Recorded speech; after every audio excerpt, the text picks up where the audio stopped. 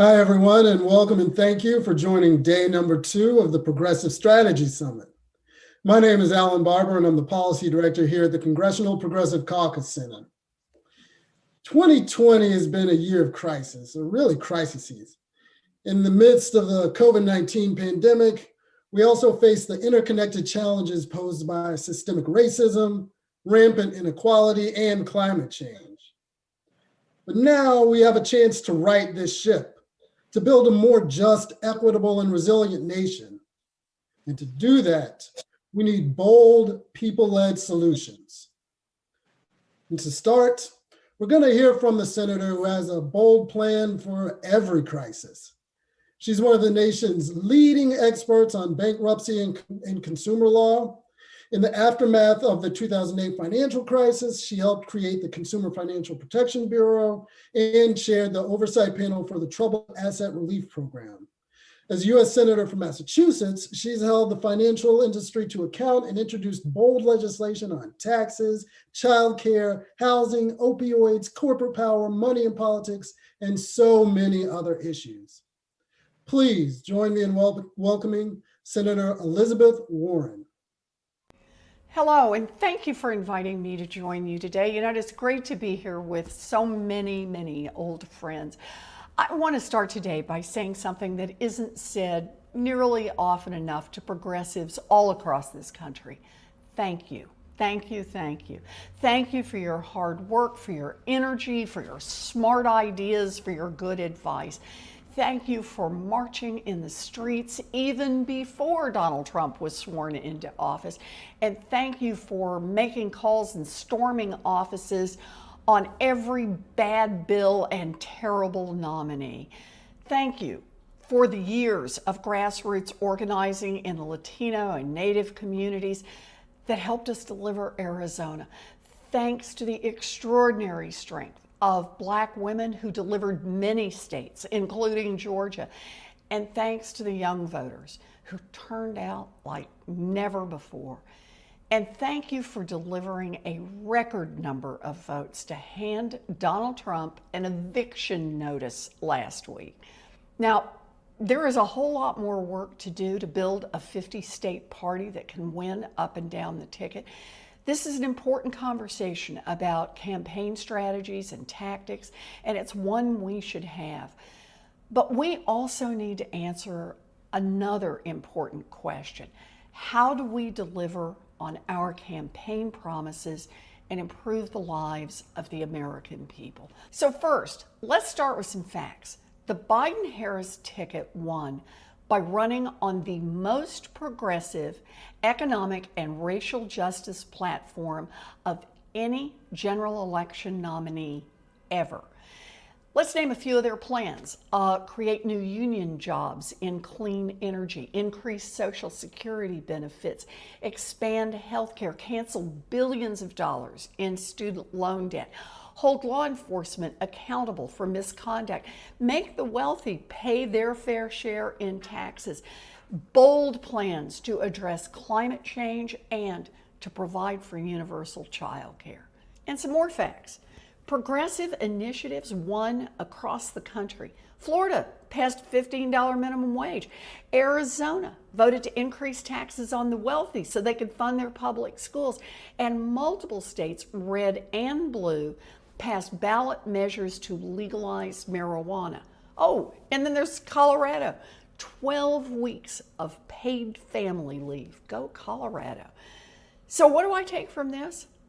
Bold, aggressive policies to improve opportunity are broadly popular across this country.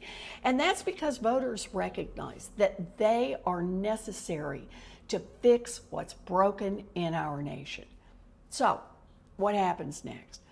We need to deliver on our promises. We need to deliver for the American people. We need to deliver even when Republican leaders in Washington can't acknowledge the outcome of the election and are going to do their best to grind Congress to a halt. We can do a lot of things through administrative action and agency action, and you bet I'm going to be pushing on those things. We should all be pushing. Here are just a few of the ideas that the Biden-Harris administration can do starting on day one. Cancel student loan debt, which would help close the racial wealth gap and provide great stimulus to our economy. Bring down drug prices for millions of people by producing key drugs like insulin and naloxone and hepatitis C drugs and EpiPens, and then selling them at low costs. Declare the climate crisis a national emergency that opens up all kinds of federal action, and raise the minimum wage for all federal contractors to $15 an hour. Those would be big changes. And how about we build on the already made commitment by the Biden-Harris team to establish a racial and ethnic disparities task force? Build on it by centering racial equity in the response to a pandemic that has disproportionately affected Black and brown communities. They can collect and report demographic data related to COVID-19 and conduct a review of racial disparities in all COVID-19 related federal funding to date.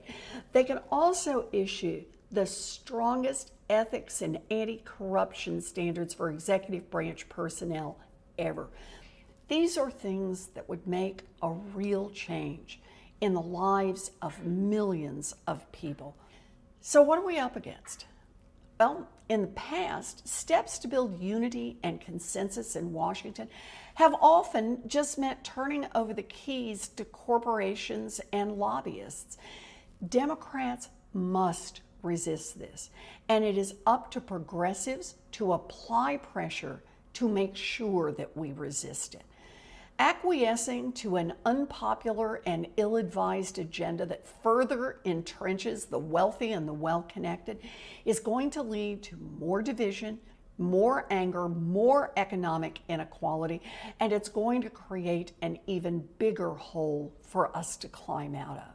Instead of allowing a narrow faction of insiders to hijack the message that was sent by voters, our party should listen to the voters, listen to the grassroots, and actively, aggressively deliver real solutions to the problems that we face. I know that this is going to be a tough fight, but I know that progressives are going to be leading this fight. And you better believe I'm going to be right there with you. Thank you, Senator Warren. As progressives, we're joining together across race and place and class and creed to develop policies that not only meet this moment, but also build a more resilient nation in the future. Next, to lead us through some of these bold solutions are the co-chairs of the CPC Center's Policy and Research Council. John Cavanagh, Executive Director of the Institute for Policy Studies, and Thea Lee, President of the Economic Policy Institute. Now, let me turn it over to my good friend, John Cavanagh. Thanks so much, Alan, and thanks, Senator Warren.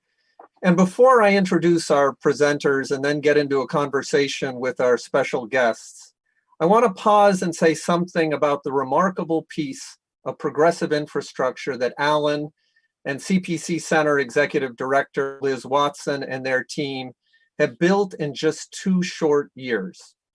Thanks to them and to the leadership of Pramila Jayapal and Mark Pocan, progressives now have a vibrant center where movement people, policy and research experts, members of Congress all come together and offer progressives multiple spaces to strategize, to learn, and most importantly, to dream. This is a gift, and it's because of your hard work. Okay, on to bold ideas. It is the governing philosophy of this CPC Center, and also of my own Institute for Policy Studies, that when you combine bold research and ideas with dynamic social movements, you win. Progressives have been working on bold ideas for 4 years, and now we can win a number of them.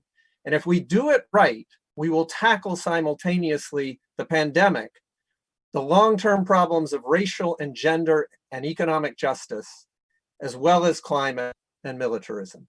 We have 6 fantastic leaders to put forward bold ideas, each for 2 minutes, and then I'll be back with you with 2 of our fiercest champions in Congress, Congressman Chuy Garcia and Congresswoman Ilhan Omar. Enjoy. Hi, everyone. I'm speaking on behalf of the Groundwork Collaborative, where we believe that we are the economy, every worker and consumer, Black, white, and brown. That means the economy only does well when all, including the most marginalized, are thriving. Under that definition, it's clear that our economy was in crisis pre-COVID and is in even more trouble now. Wrong-headed and racist policy choices have landed us here in the midst of a pandemic and deep recession that has wreaked havoc on families and communities across the country and has been most acutely devastating for communities of color.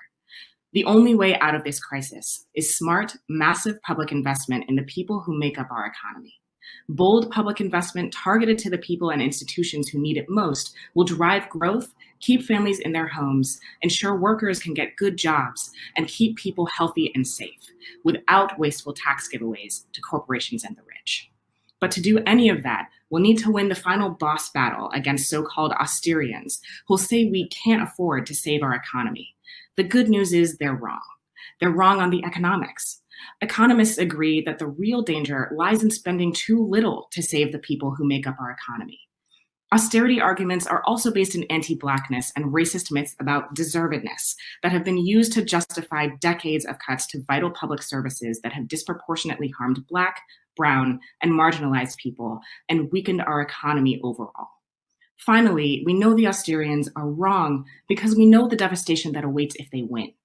Spending cuts in the aftermath of the Great Recession destroyed jobs, restrained wage growth, and led to a slower and more painful recovery, and far too many never fully recovered. We know what works: massive, targeted public investment in everyday workers and consumers. So let's make sure we fight for what we know we need to get our economy on track. Thank you. I've been a home care worker for 17 years in Tampa, Florida, and I'm a proud active with SEIU and the Fight for 15 and a union. I'm here today to tell you what it's like to be an essential worker and why our nation needs to respect us, protect us, and pay us. I first got into home care after going through a battle with cancer and felt I had a calling to care for people. It's because of the work of Black and brown women like me who provide care for our nation's children, aging parents, and people with disabilities that working Americans can go to their own jobs. But even though I'm considered essential, I make only $10 an hour and I have no basic benefits. It is literally backbreaking work. I'm 61 years old and my spine shifted to the right side of my body because I was lifting patients and putting wheelchairs in the back of my car. I have to work 12-hour shifts a day just to survive. The harsh reality of not having sick time or health care was especially scary after being infected by COVID-19 twice. I thought I was going to die. Yes, I did. I was in bed for 2 weeks and I lost 15 pounds and I had no paycheck coming in. We really need to start to investing in our nation's care infrastructure and jobs that promote community well-being like long-term care jobs. These jobs have been at the center of keeping those that are highest risk safe during the pandemic.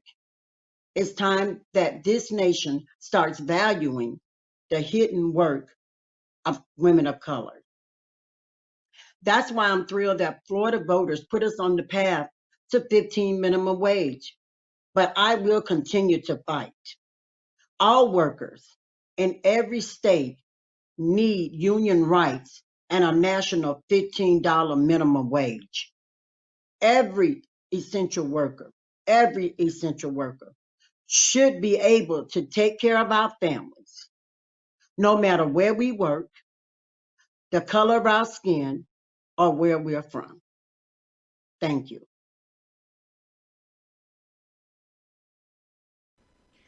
My name is Greisa Martinez Rosas. I am undocumented, unafraid, queer, and unashamed, and I am here to stay.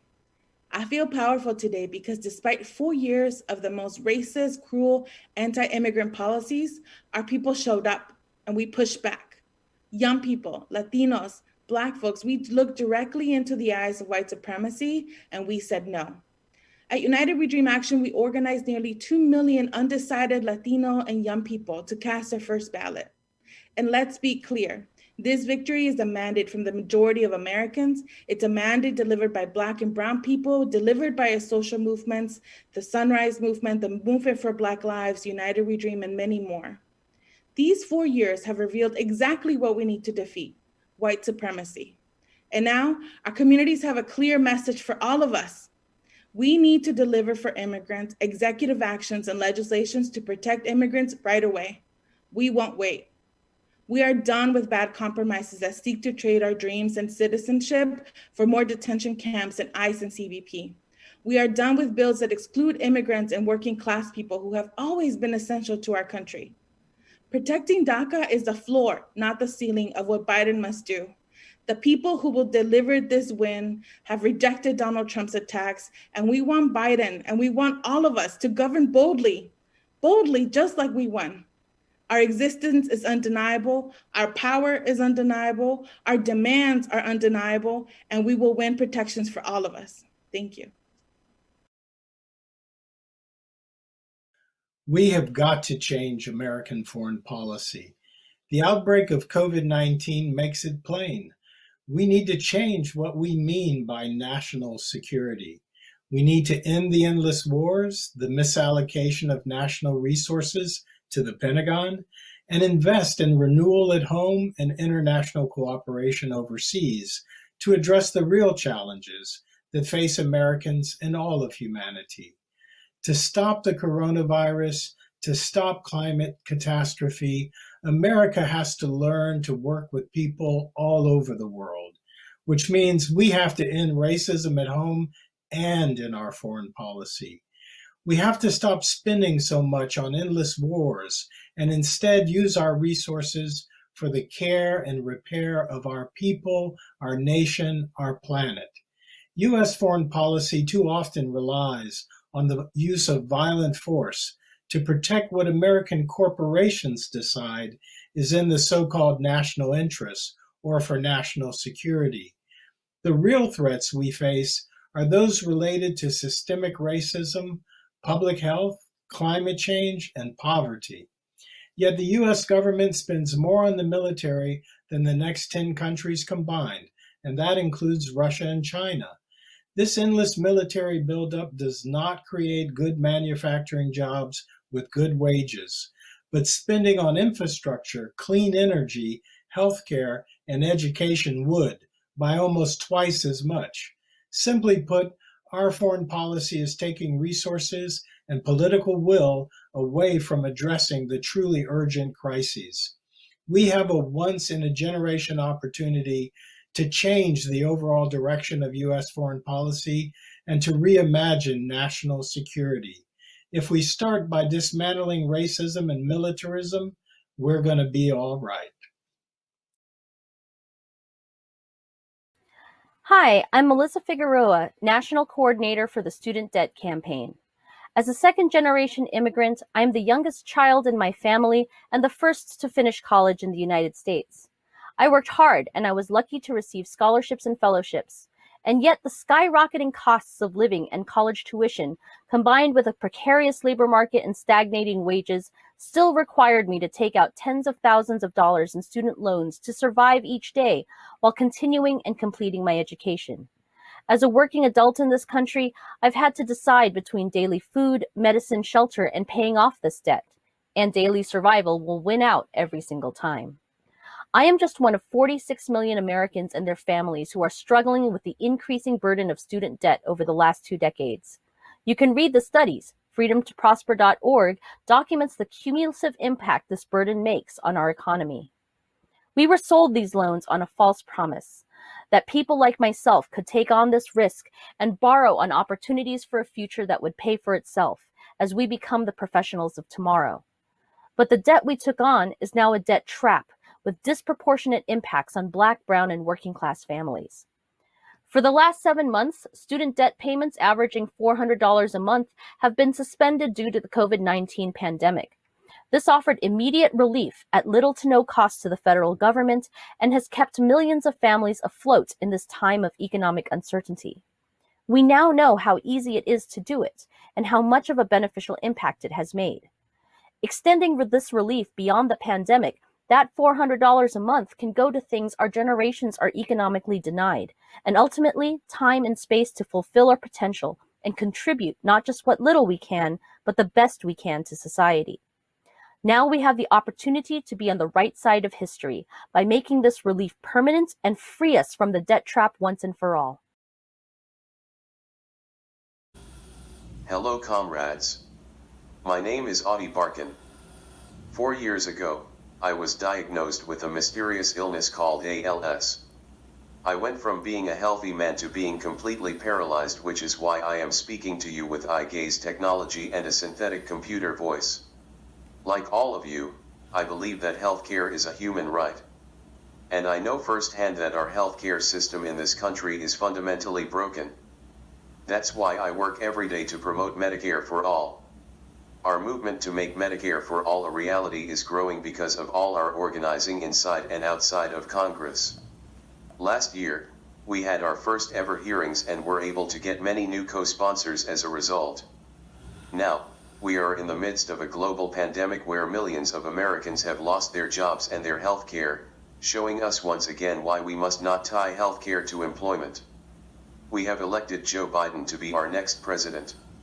While he is not a proponent of a single-payer system, through the work of the Unity Task Force and our organizing, we were able to negotiate incredible wins that are foundational to Medicare for all, untethering health care from employment, creating hundreds of thousands of good-paying jobs in long-term care, aggressive pharmaceutical drug pricing policies that are even stronger than what the House passed, and ensuring that any public option for health care is truly public. But even with a president who has committed to taking these steps, the same people who attacked the idea of Medicare for all are now attacking the idea of a public option. They are even raising billions of dollars for companies that are working right now to privatize the public option. We must join together and work hard to protect the floor of what we negotiated and push for more. And now that a rigged Supreme Court will decide the future of the ACA, the stakes of our organizing have never been higher. The movement to win Medicare for all is growing, and we won't stop organizing until we have a healthcare system that works for everyone. Thank you so much, Adi. Amazing presentations, all of you.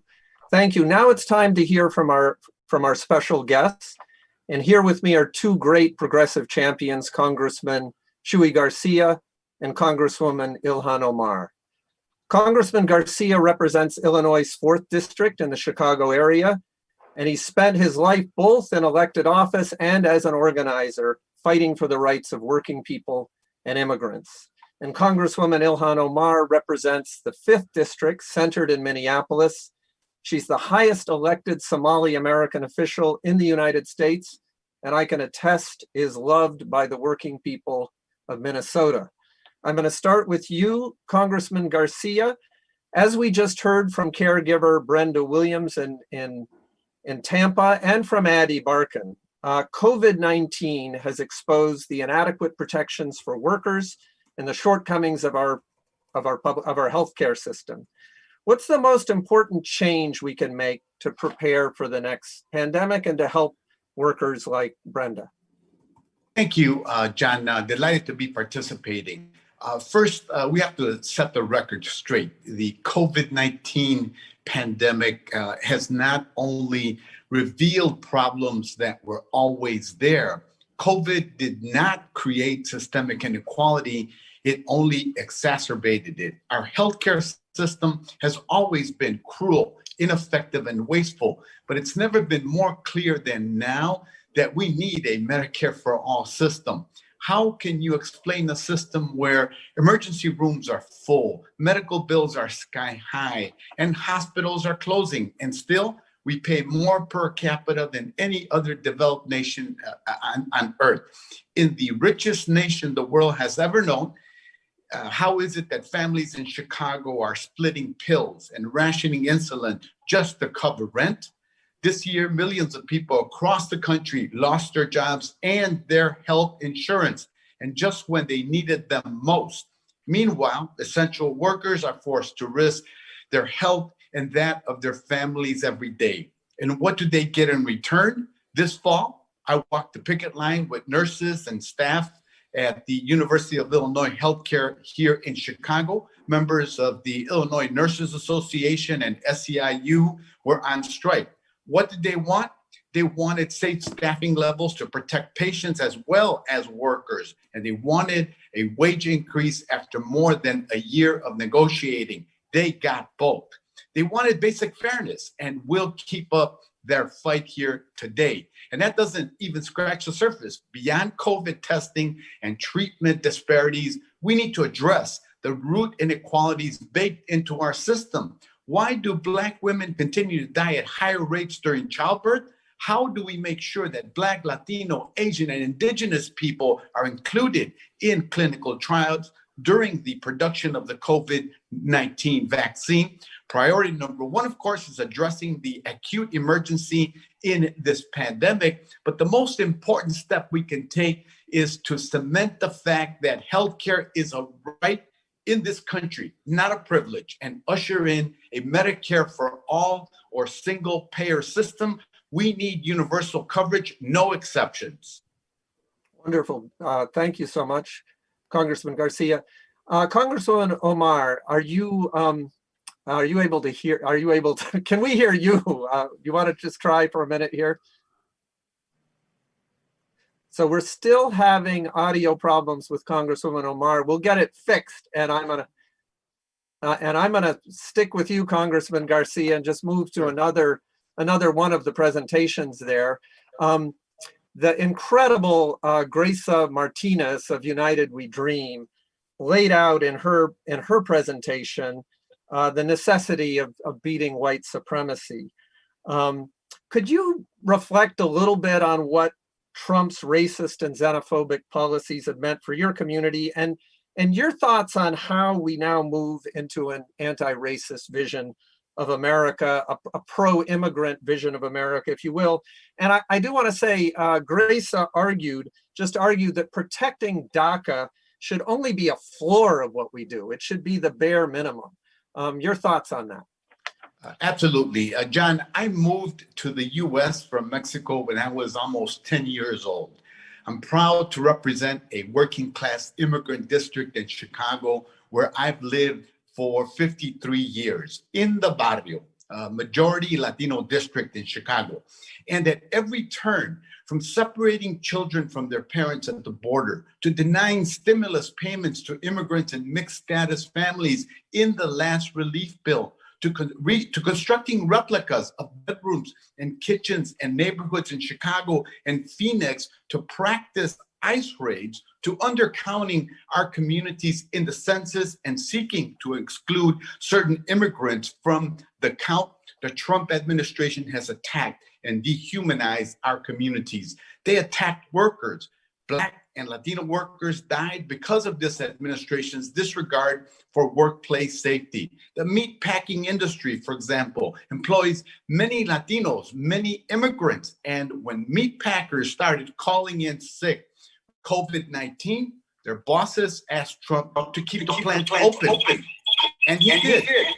He threatened to use the Defense Production Act to keep plants open without any mandatory safety guidance to protect workers, but refused to use the act to produce PPE for nurses and doctors and people on the front lines. As a result, hundreds of meatpacking workers died of COVID-19 and thousands were infected. But the administration didn't stop there. They attacked our homes and our neighborhoods. HUD And the Office of the Currency worked aggressively to destroy protections against redlining, segregation, and housing discrimination. They gutted the Community Reinvestment Act, the Disparate Impact Rule, and the Affirmative Furthering Fair Housing Rule. And it wasn't clear enough what they were doing. As if it wasn't clear, Trump got on Twitter to explicitly endorse discriminatory housing policy. In July, he tweeted, "I'm happy to inform all of the people living in their suburban lifestyle dream that you will no longer be bothered or financially hurt by having low-income housing built in your neighborhood." We know exactly that that is code for racism, plain and simple. Getting Trump out of the White House will mean a lot of my community, but his presidency truly brought to light just how much work we have to do to address racism and xenophobia. We've got to protect immigrants from persecution. We've got to protect immigrants from dangerous workplaces and greedy bosses. And we've got to build diverse and prosperous neighborhoods. So let me say, we have the potential, yes, to begin with DACA and protect people who have temporary protective status. We can also include many farm workers across the country, essential workers who each day provide us the fruits and vegetables that we enjoy at the dinner table. We can also extend those protections to other people. And as Joe Biden has promised, to ensure that the 11 million people who are in this country who yearn to become permanent residents and citizens have a pathway to achieve residency and a pathway to citizenship as well.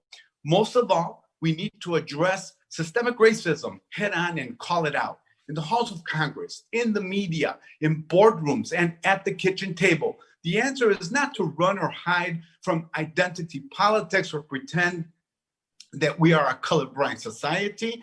If you think that, then you've got your head in the sand and you need a wake-up call. Instead, we need to identify and eradicate racism in every corner of our society. We need to think beyond tweaking our immigration system and think bolder. We need to talk about ideas like my bill, A New Way Forward, that moves to decriminalize immigration and end the idea that those seeking opportunity are criminals in the eyes of the United States, and we need to restore due process in the system.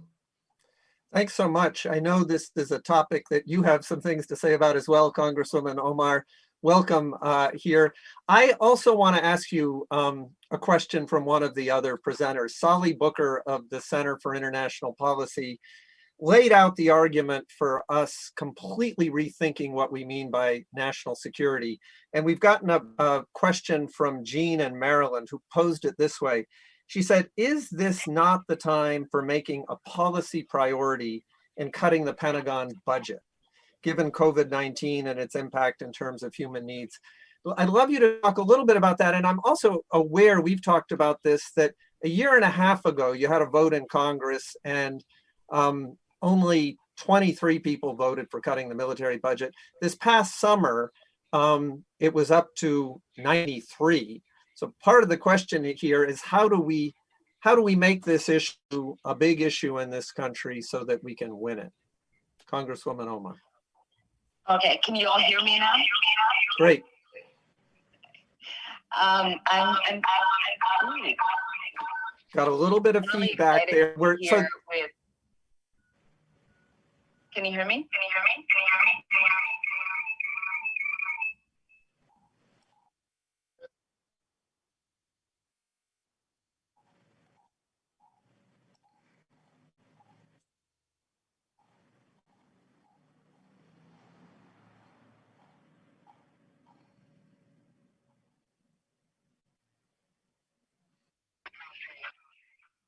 I'm sorry.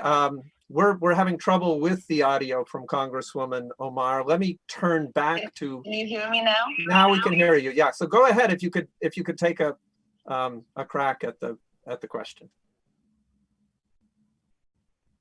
And you're now on mute, I'm really excited to be here with you all. It was really great to hear Garcia speak with so much passion to that last question. You know, I believe it is way past time that we reorient our national priority to focus on the urgent needs of the American people, such as prioritizing healthcare, food access, housing, instead of diverting tax dollars to fund wasteful Pentagon spending.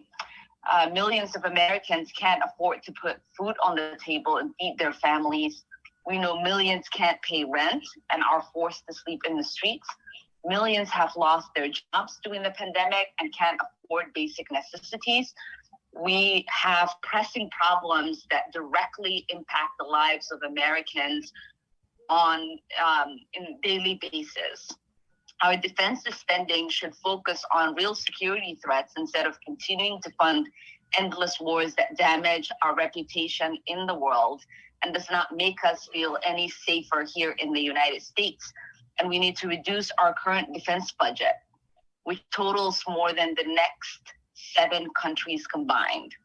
And we need to cut the Overseas Contingency Operation, OCO, which is used as a slush fund for the Pentagon spending. The bottom line here is our spending priorities should reflect our values. That's what budgets are. They are a representation of your values.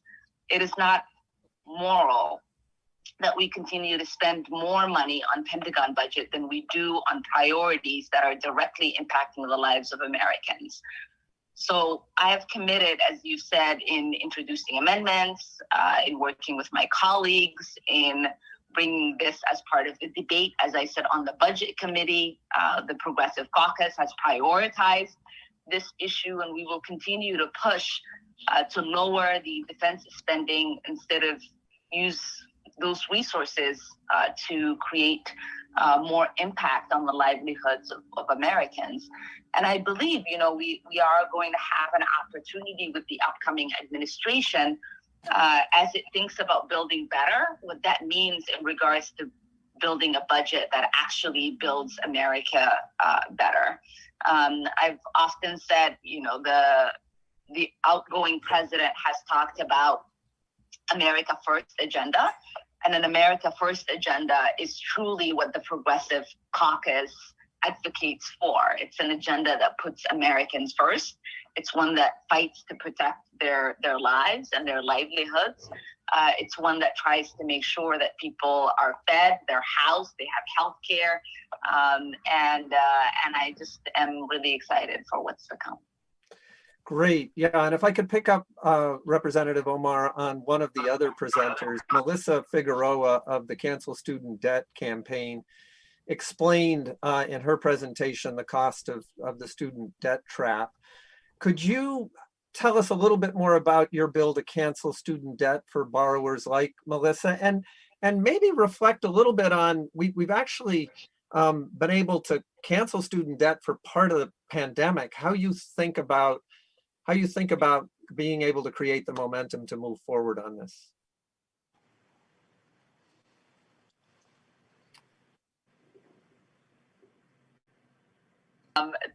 This whole technical difficulties, it's been a thing. Thank you so much for that question, Melissa. I couldn't agree more with what has been said in regards to that. It's imperative that we start treating student debt like the national crisis that it is. We have nearly 45 million Americans who have student loan debt, and the amount of debt that the average student continues to carry is rising. I'm one of those that have student debt. The student debt cancellation bill will stop Americans from wondering if they can buy a home, start a family, and open a business, or even retire. My bill that I introduced last year with Senator Sanders will cancel all of the $1.7 trillion in student debt with no exceptions, no questions asked. It's a full cancellation. And that universality is essential because we know that student debt is not just the result of bad choices or bad behavior.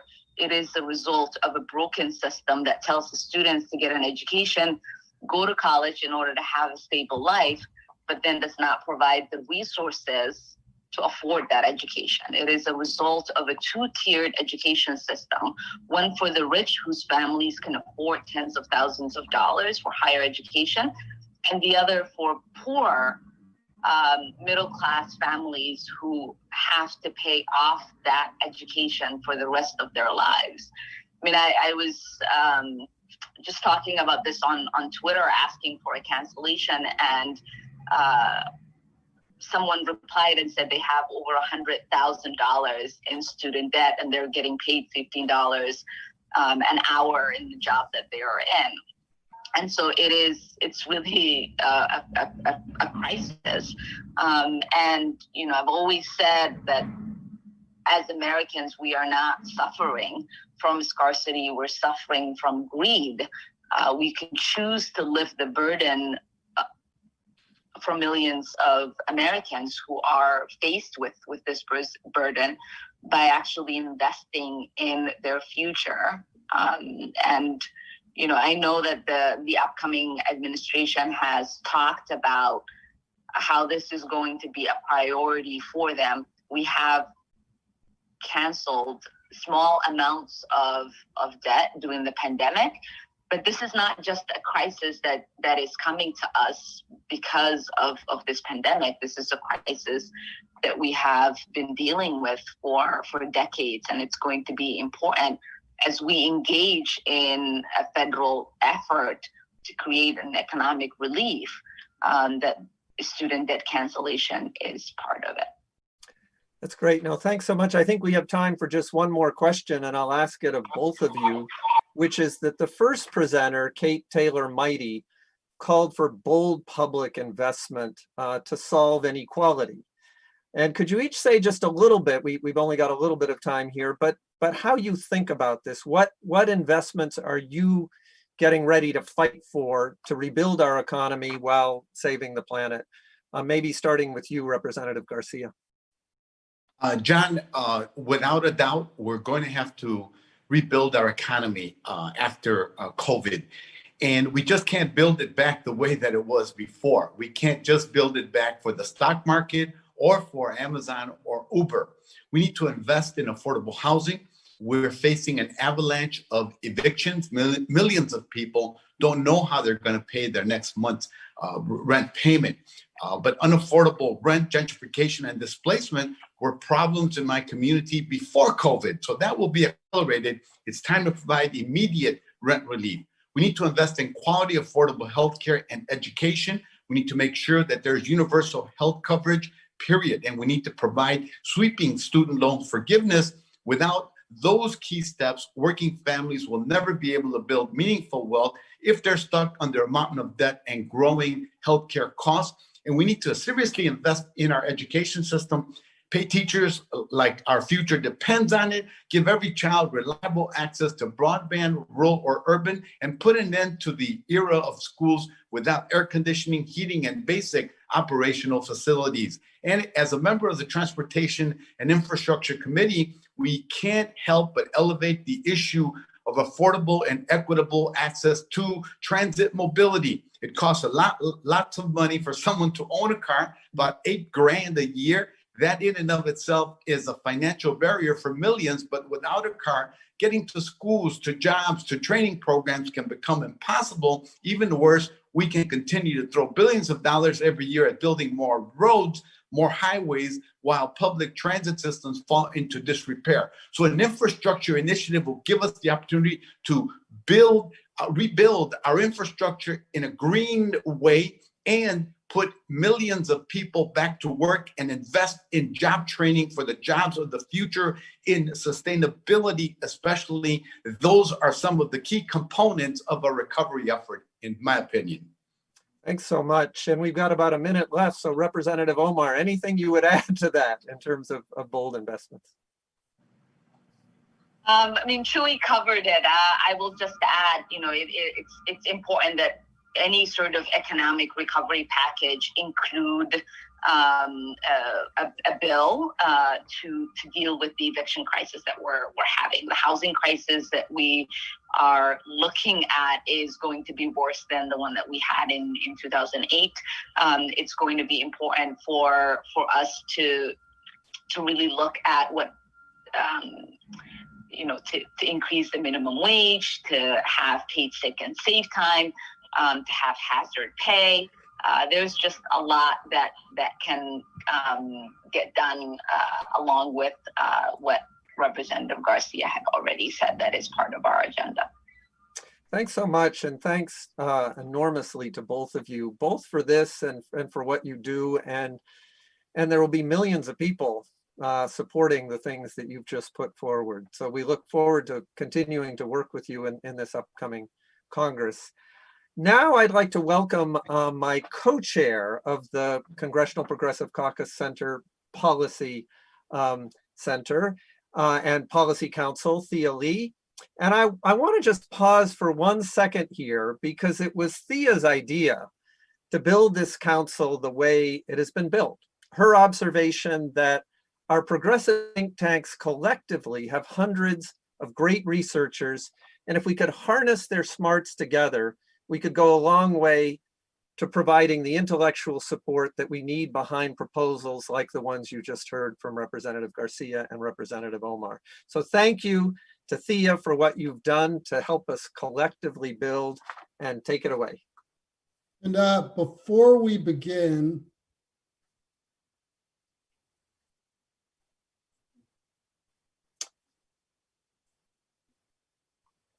okay, that's all right. Take it away, Thea. Alan? Okay. Okay, and sorry to interrupt really quickly, everyone, but we just want to take a few minutes to thank John Cavanagh for his years of service to IPS and the progressive movement. After several years serving as executive director of IPS, John is transitioning to a new role. And I say those words intentionally because folks like John don't really get to retire. We're going to continue to turn to him for years to come for his guidance and his insights as we work towards ushering in a better, more just and equitable world. With that, I'll turn things over to Thea Lee, the president of EPI and co-chair of the CPC Center's Policy and Research Council. Thank you, Alan, and thank you, John. And I also want to add a couple of words of thanks to John Cavanagh for his 2 decades of extraordinary leadership at the Institute for Policy Studies, but also for being an amazing friend and my partner in crime at the as co-chair of the Policy and Research Council. He is maybe the nicest man in Washington. You might say that's not high praise, but actually, you know it is. So thank you, John. And it's been such a joy and a pleasure to work with you over these years. And we're looking forward to working with you in whatever your new capacity ends up being. So with that, we have 6 more great presentations coming your way. And then I will be back with Congresswoman Deb Haaland and Congressman Jared Huffman, and you will not want to miss any of it. So with that, let's turn to these 6 great presentations. The events of 2020 have underscored how deeply dysfunctional our institutions of democracy are. We need to transform those institutions to create a more just and responsive democracy.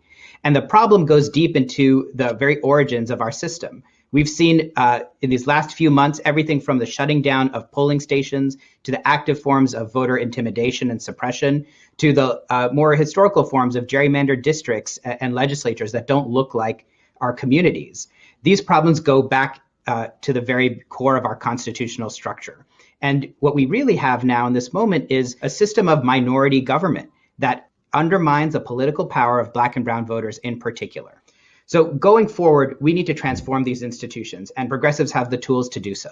First, we need to pass the For the People Act, H.R. 1, which would dramatically transform our democratic institutions, dealing with issues like voter suppression, money in politics, and gerrymandering.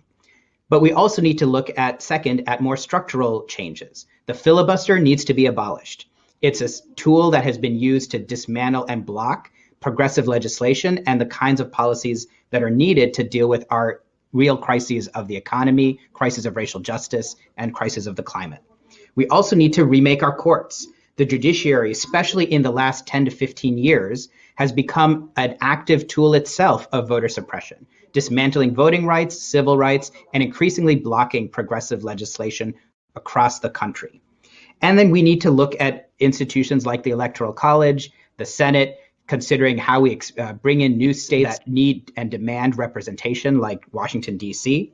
And the final step that progressives need to do is pursue policymaking that actually changes power and expands power for working class folks and for Black and brown folks in particular.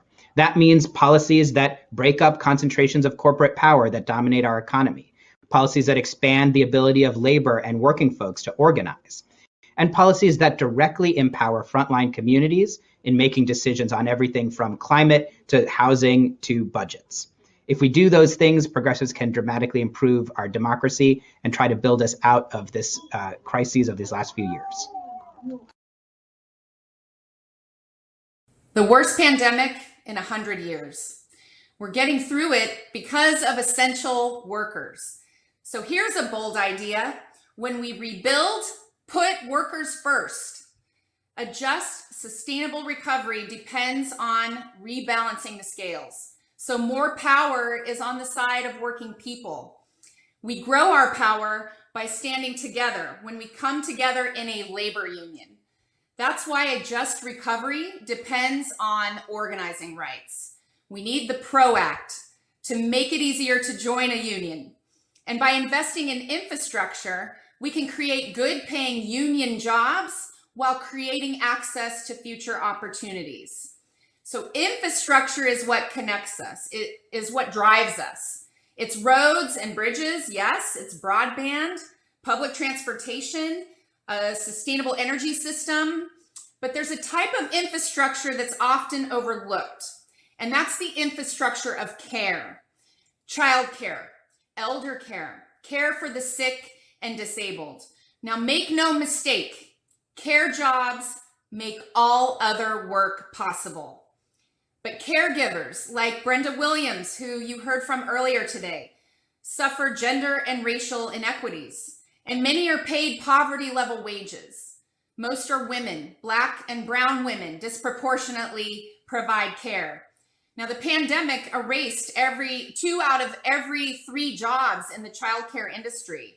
And without that foundation, by September, women left the workforce at 4 times the rate of men. So the PRO Act creates a path to good wages and protection for all workers, including caregivers. We have the power to make recovery work for all of us by growing our power to organize. So anyone can join a union in any industry, on any job. We hope you do, because by standing together, we are powerful. We need a bold overhaul of our laws and our economy. We're faced with a choice.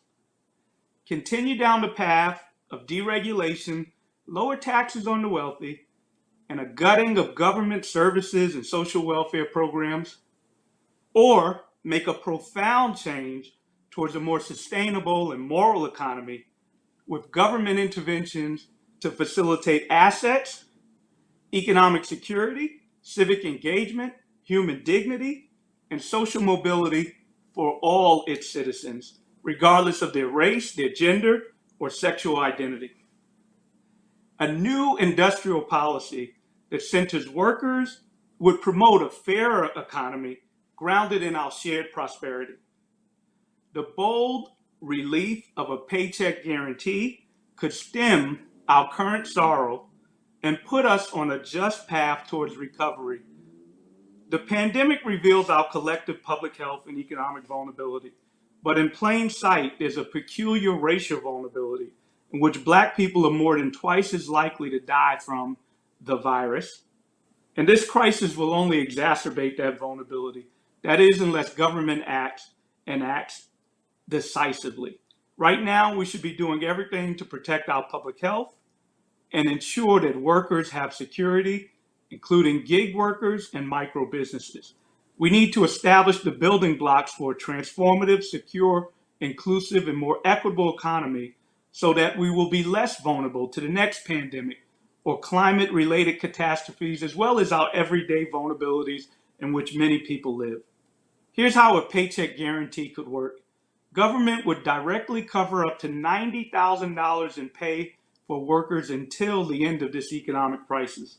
Workers can quickly get back to work and on payrolls, reconnect to their benefits, including health insurance, and no one would be required to work unless it was safe to do so. By refocusing our economic and industrial priorities on worker well-being, we can implement this paycheck guarantee.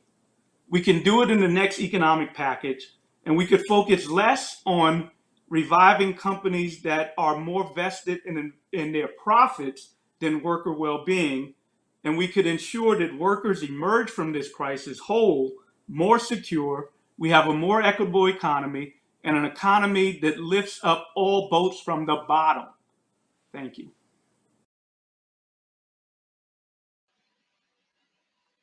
My people have a word in our language, chochwinoch.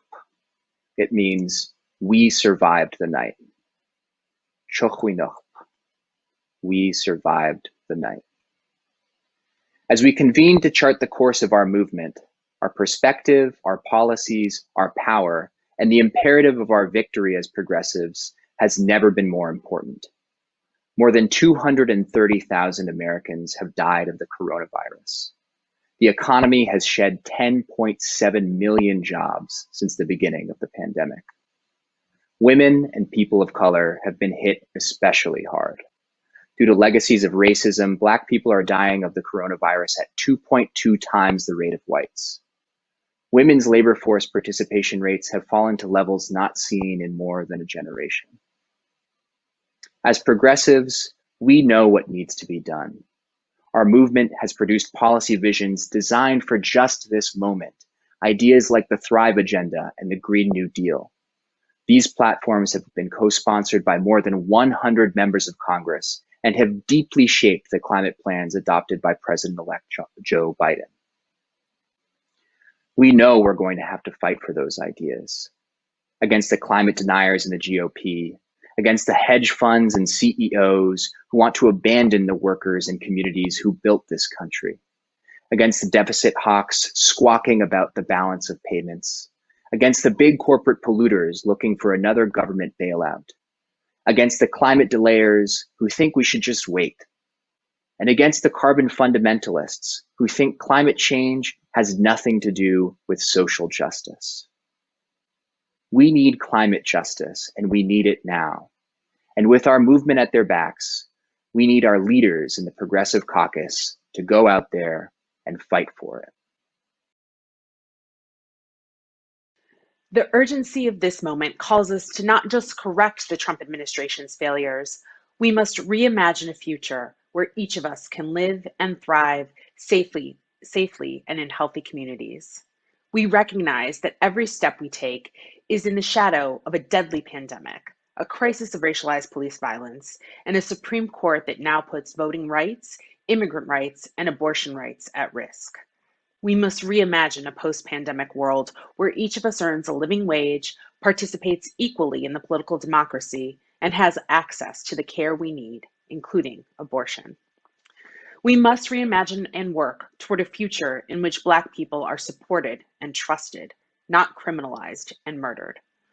We call on the next administration to lift bans that deny abortion coverage, including the Hyde Amendment, ensure equal representation of workers, both union and non-union, and an economic recovery on any economic recovery council, and raise the federal minimum wage to $15 an hour.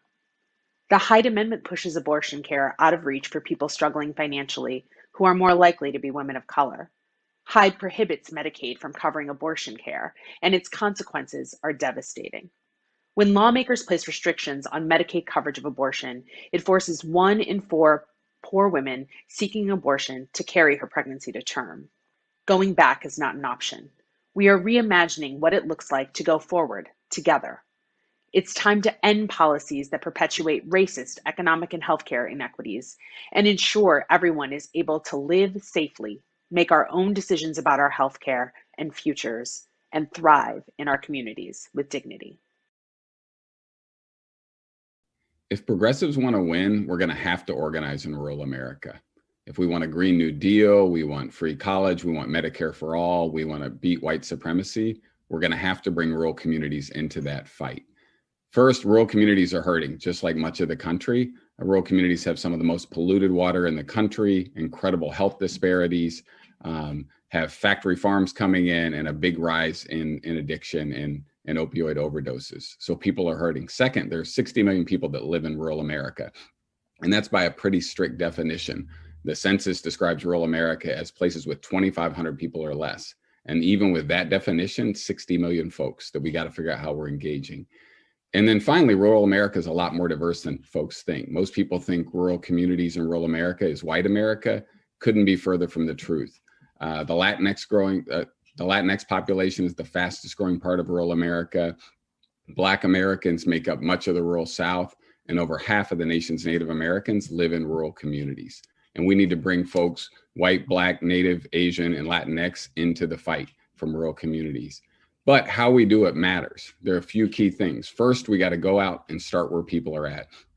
Knock on doors, go to community meetings and listen to people and find out where their pain is coming from and what issues they care about.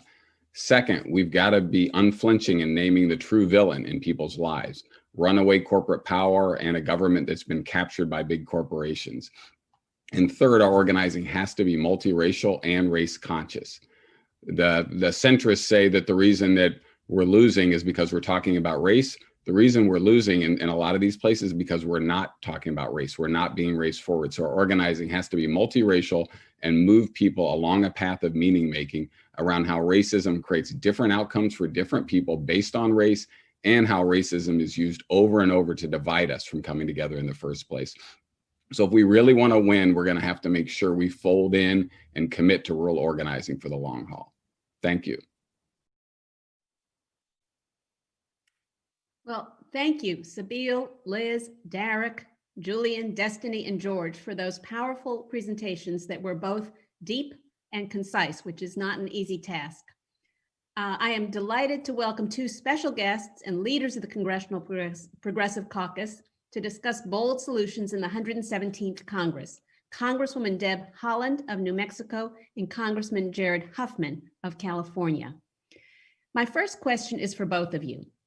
This summer saw wildfires, hurricanes, floods, and we are seeing increasingly turbulent and volatile weather patterns. Julian Brave Noisecat laid out the urgency of the climate crisis. What can the 117th Congress do to address climate change, create green union jobs, and advance environmental justice?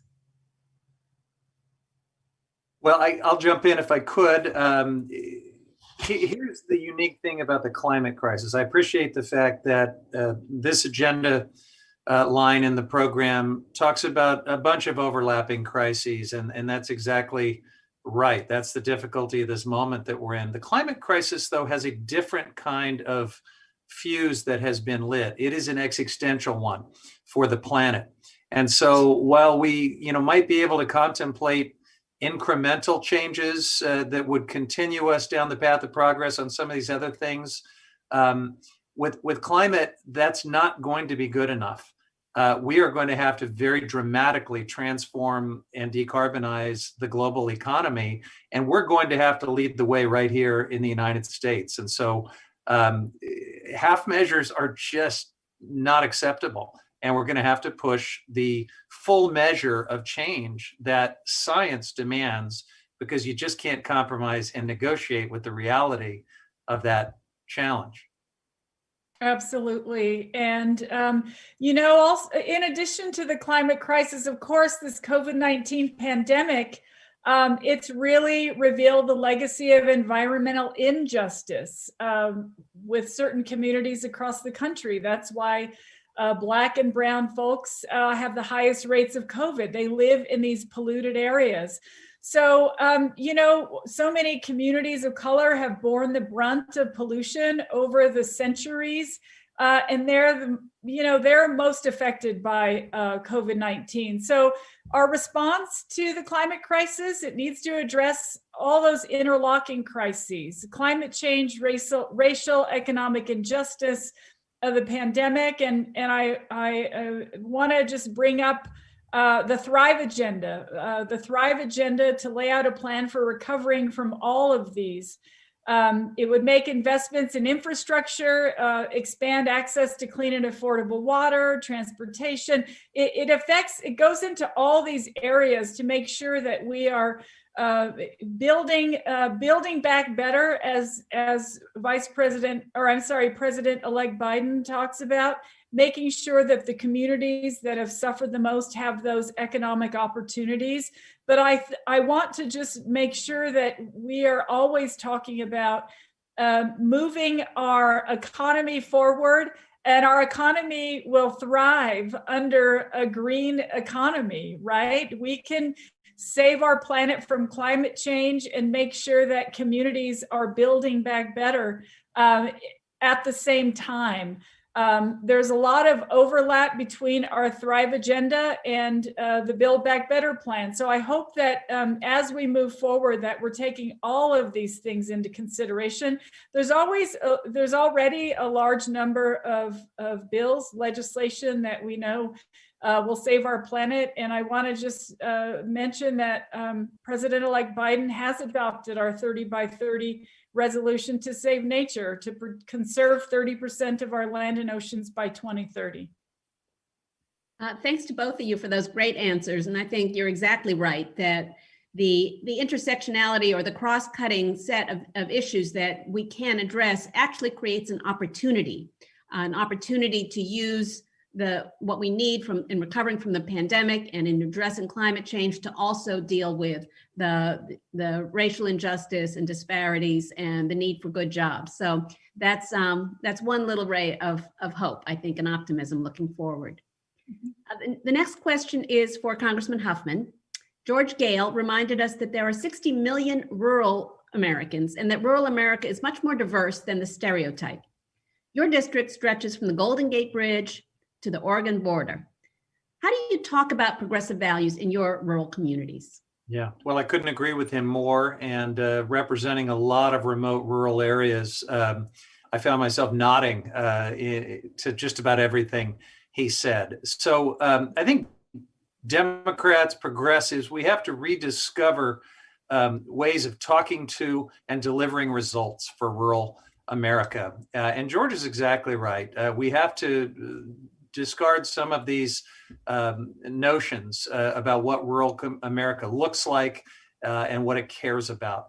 The truth is, I think we have a lot to offer rural communities, especially when you look at environmental justice and social justice. Deb Haaland is an authority and brings great moral clarity and leadership to the Native American part of this conversation, and that's pretty critical. I represent 30 Native American tribes in my district, second only to Don Young in Alaska in terms of the number of tribes in my district. So that is absolutely an important part of that. But the opportunity part that Deb touched on too, the economic opportunity, can be responsive to a lot of the malaise in rural America right now.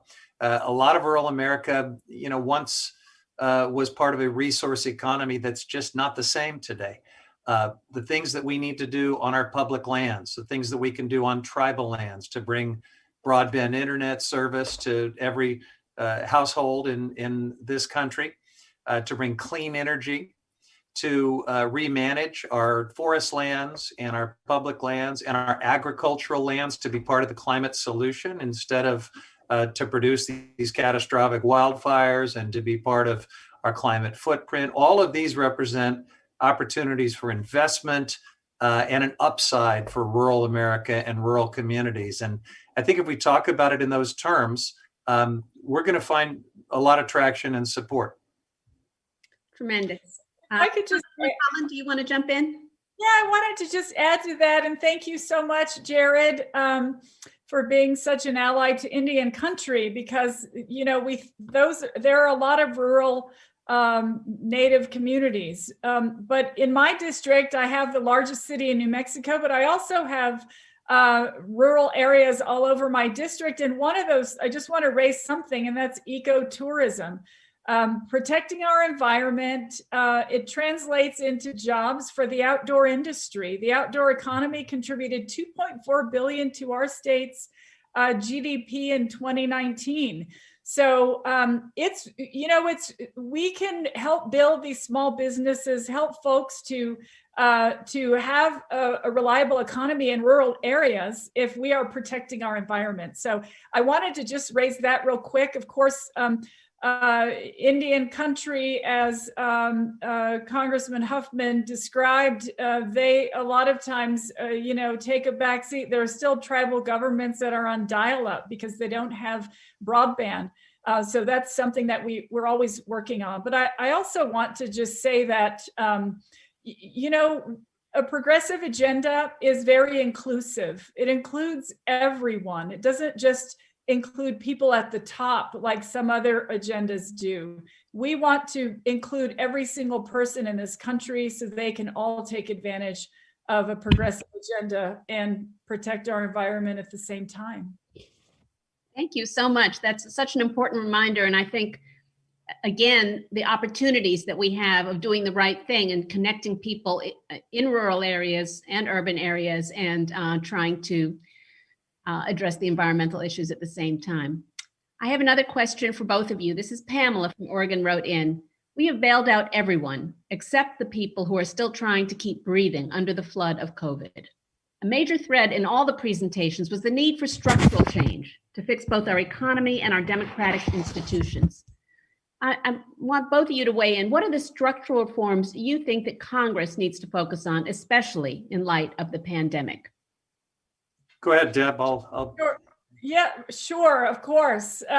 Well, as I mentioned earlier, yes, we have seen the pandemic has struck communities of color far worse than some other communities because they live in polluted areas. That's one of the things. In Indian country, which I keep mentioning, and not only Indian country, but poor urban and rural communities both. A lot of folks don't have access to school during this pandemic. If we had broadband for every community, that means telehealth and economic opportunities would exist for those communities. Because people don't have internet access, progressive infrastructure investment, we can fix this, but it takes a changing commitment to make broadband a right and not a privilege. And so I know that that is something that will link people together in the year 2020 and beyond. We should be able to communicate with each other. And I know that we would be so much better off if we were able to connect everyone in that way. So I'll speak to the structural reform piece of that. I think this is a moment that definitely calls for structural reform. In the aftermath of our last 4 years in this disastrous presidency, we're going to have to rethink a whole bunch of norms and soft protections for our democracy that'll have to be codified, and we got to put some teeth into those things. And the corruption of the Trump administration is part of that. That's going to have to be addressed. So I think H.R. 1, our flagship first piece of legislation as a House Democratic Caucus, offered a lot of what needs to happen in the next Congress and with the Biden administration. Ethics reform, voting rights to address this scourge of suppression. There's some really wonderful and meaningful structural reforms in there. But I think we're going to also have to be realistic and disciplined about the things that may not be achievable in the next couple of years. I really don't think that we're going to be able to probably reform the federal court system the way we would like to, including the Supreme Court, many of us. I think it's going to be an uphill fight to fix the Electoral College in the next 2 or 4 years. Not that we shouldn't keep pushing. Those are undemocratic things. I'd love to add Puerto Rico and Washington, D.C. as states and get 2 new U.S. senators for each of those places, but it's going to be an uphill lift in the next 2 to 4 years. So I think focusing in on the things that we packaged together in HR 1 is probably the right place to start. And then the last thing I'll say is the Biden administration, like every incoming administration, will establish ethics rules and other things for itself. Trump did that too.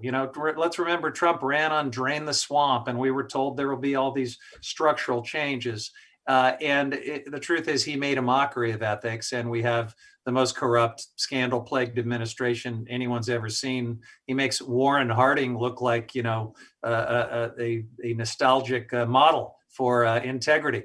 So we got to hold the Biden administration not just to formulas and rules, but to the actual people that they pick and how they do their job going forward. And that's going to require us to stay engaged and to hold them accountable and not just accept some formula that's intended to drain the swamp. It'll be an ongoing challenge, but that's part of our structural reform need as well. Great. Thank you so much. Those were excellent answers. I have one last question for Congresswoman Haaland. Destiny Lopez talked about the effect of the Hyde Amendment on poor women's access to health care. So as we face a 6-3 conservative Supreme Court, what can Congress do to advance reproductive justice and affirm the dignity of all women? Thank you so much. And yes, that is so important. For one thing, we need to stop making the Hyde Amendment language the default in the annual appropriations bills. Rosa DeLauro, my colleague, who I'm backing to be the next chair of the Appropriations Committee, said she'll do that as an appropriations chair, and it was part of the 2020 Democratic platform. This would allow low-income women who get their health care through Medicaid, Medicare, the Indian Health Service, the Children's Health Insurance Program, as well as folks who get their care through other federal programs, to access abortion services. Congress can also counteract efforts at the state level to pass extremely restrictive abortion bills. So I feel like, what we need to do is ensure that women in the U.S. have access to family planning. I used to get my health care at Planned Parenthood because it was affordable and accessible. I'm always going to support that because they care about women's health. I relied on them as a single mom. And we can also reverse the global gag rule that Trump has put into place and allow international aid agencies to talk about family planning and abortion. Here in New Mexico, we'll have in the new legislative session a women majority House, and I feel like more women than ever before have been elected to seats across this country, and it's time for us to stick together. It's time for all of us to speak up for women and make sure that poor women have every single opportunity. Just because women are living in poverty doesn't mean that healthcare isn't a right. We need to make sure that folks can stand up, and I certainly will in this new Congress. Thank you so much, Congresswoman Haaland. Congressman Huffman, anything to add?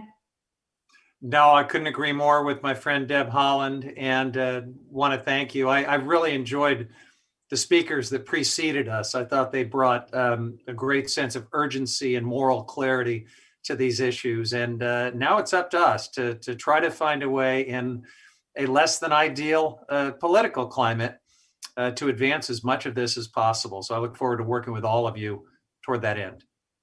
Thank you, Congressman Huffman. Thank you, Congresswoman Haaland. It's been a tremendous pleasure to speak to you today. And I agree with you that the presentations that came first laid out a little bit of a roadmap for us to think about and for Congress to think about. There's a lot of work ahead, but it's good work to do. And I look forward to doing it with all of you. And I also want to thank all the viewers who submitted questions today and all of you who are joining us. So that concludes our discussion of bold ideas for a just and equitable recovery. The Congressional Progressive Caucus Center's celebration of progressive leaders will start in just a few minutes. And I hope you'll join us with special guest appearances from Alyssa Milano, Speaker Nancy Pelosi, Reverend William Barber, Congresswoman Barbara Lee, and more special guests. But first, we want to kick off the celebration with a song from our musical guest. Mark G. Meadows, no relation to the other Mark Meadows, who's maybe not available today to sing any songs or otherwise. But with that, looking forward to Mark G. Meadows and our musical intro.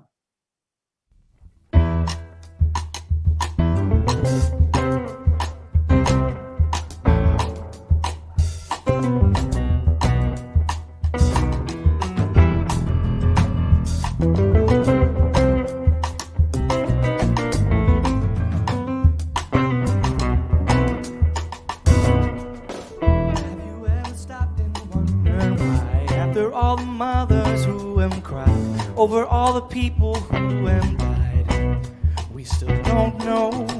We've seen it time and time again. Another war no side can win. No different now than it was then. And we still don't know. If we try, we might restore our lives. Choose a side, but learn how to compromise. Cast no blame, for we were all made the same. No time to lose, and spread the news. Bring love to the people, joy to the people, hope to the people. I'm getting to know the people, love to the people, and joy to the people, hope to the people. I'm getting to know the people.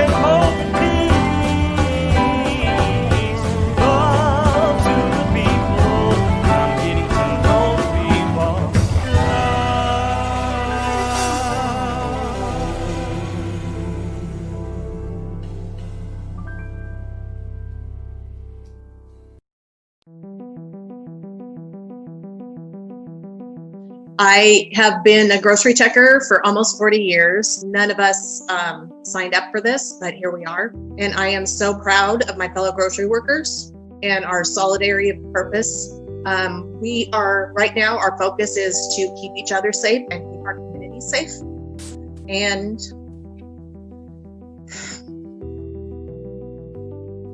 I'm sorry, it's just a little emotional. I know, so the virus started out here, Seattle area.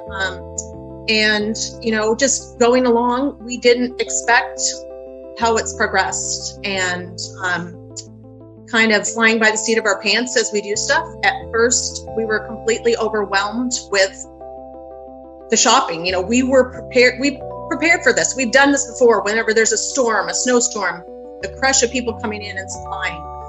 This went on for 2.5 weeks straight of triple, quadruple the business, and we were just overwhelmed, didn't have enough help, couldn't keep things clean. And our union listened to us and figured out what we needed and negotiated with our employers, and we're doing a lot better now. We've got our feet under us.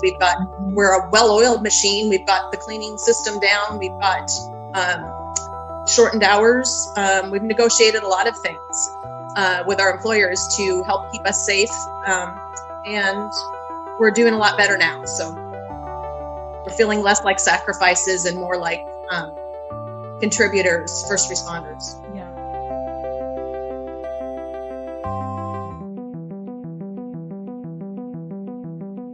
The Constitution says we the people, not we the party. And so there's one thing, what I see, there is this aggressive tactic and strategy to suppress the vote, and it's in the spectrum of ways. On the flip side of what I'm also seeing is I'm seeing people rise up. And it's uncomfortable for some to see, but that's when transformation change. I often have to remind people who always got something to say about riots that America was formed what was a riot. The Boston Tea Party was considered a riot, y'all. And so my point is, you don't have democracy if you don't have citizens engaged in the shaping of the governance of their country. And so what we've been seeing, what I saw in what gives me hope, what I saw in Louisville, what I've been seeing as we've been going around talking to people, there's a particular people are stirred up. The question is, are we prepared as organizations to literally be able to direct that energy in a way that's going to be transformative?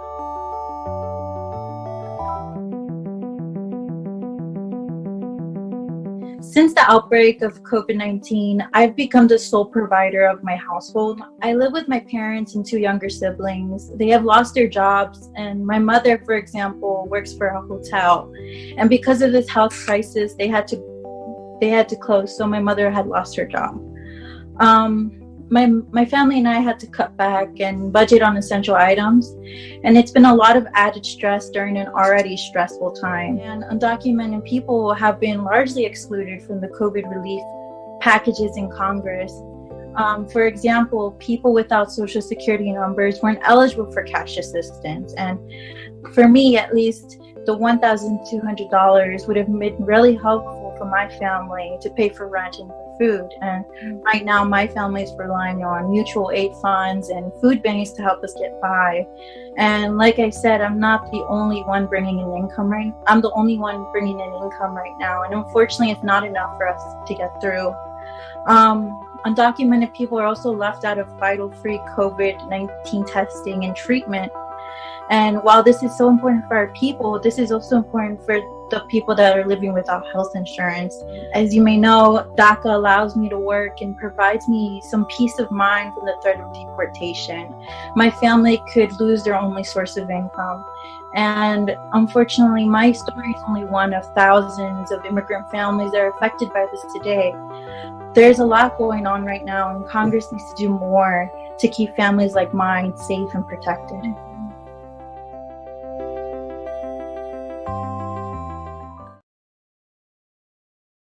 To be a progressive means to listen to the voices of the people. Treat every single person with dignity and respect through our laws. It's a movement that says liberty and justice for all, no exceptions. When we win, we will have an inclusive America where no one is left out, where everyone has a seat at the table.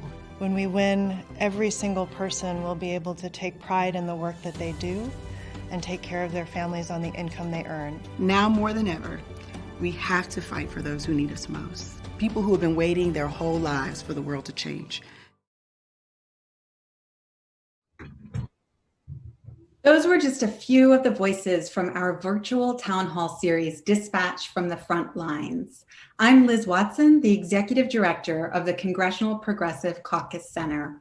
We work year-round to develop people-led policies to address the most pressing challenges of our time.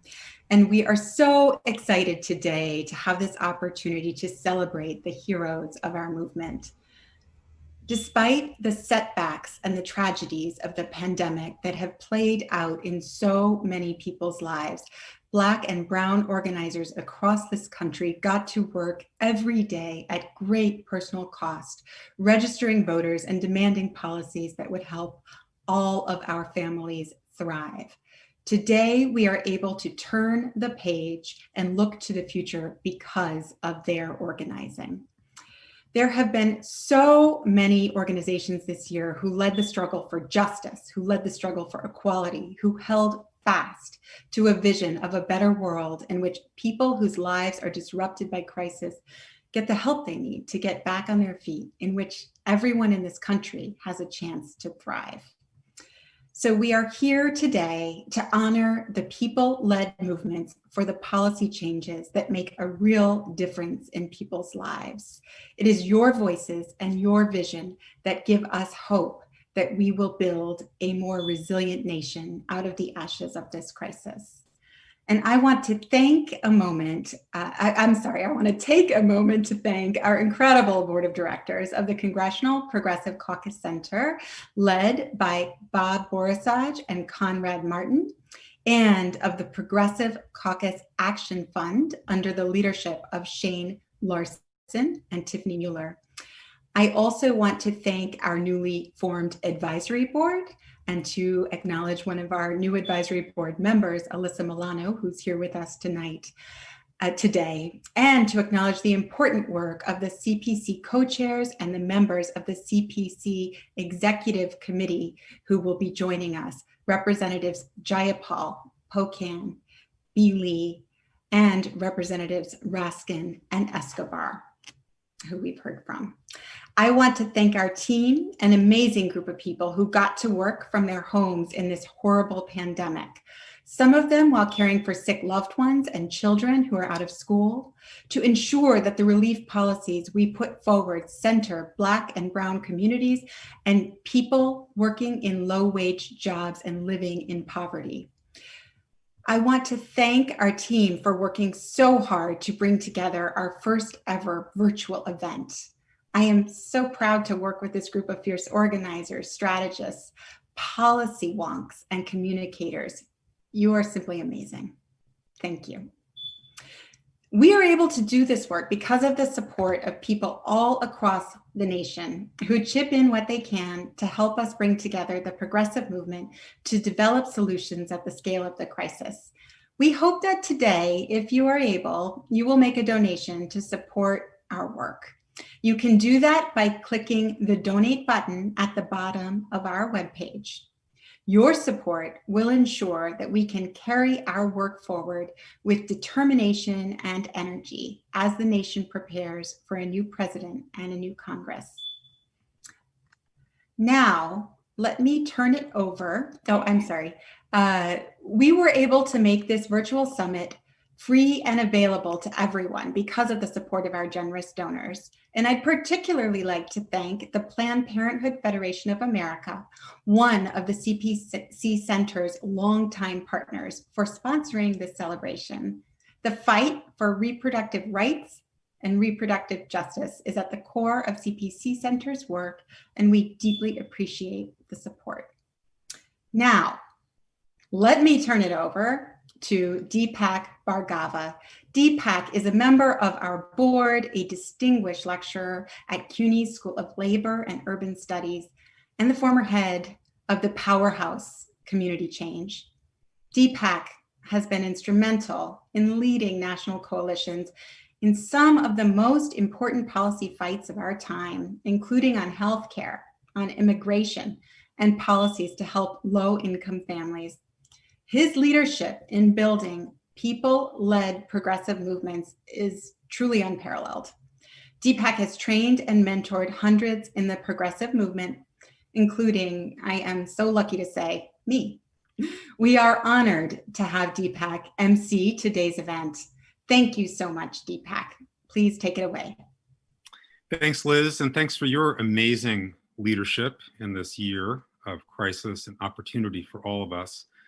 Earlier this afternoon, progressive leaders laid out the bold solutions that we need to meet this moment.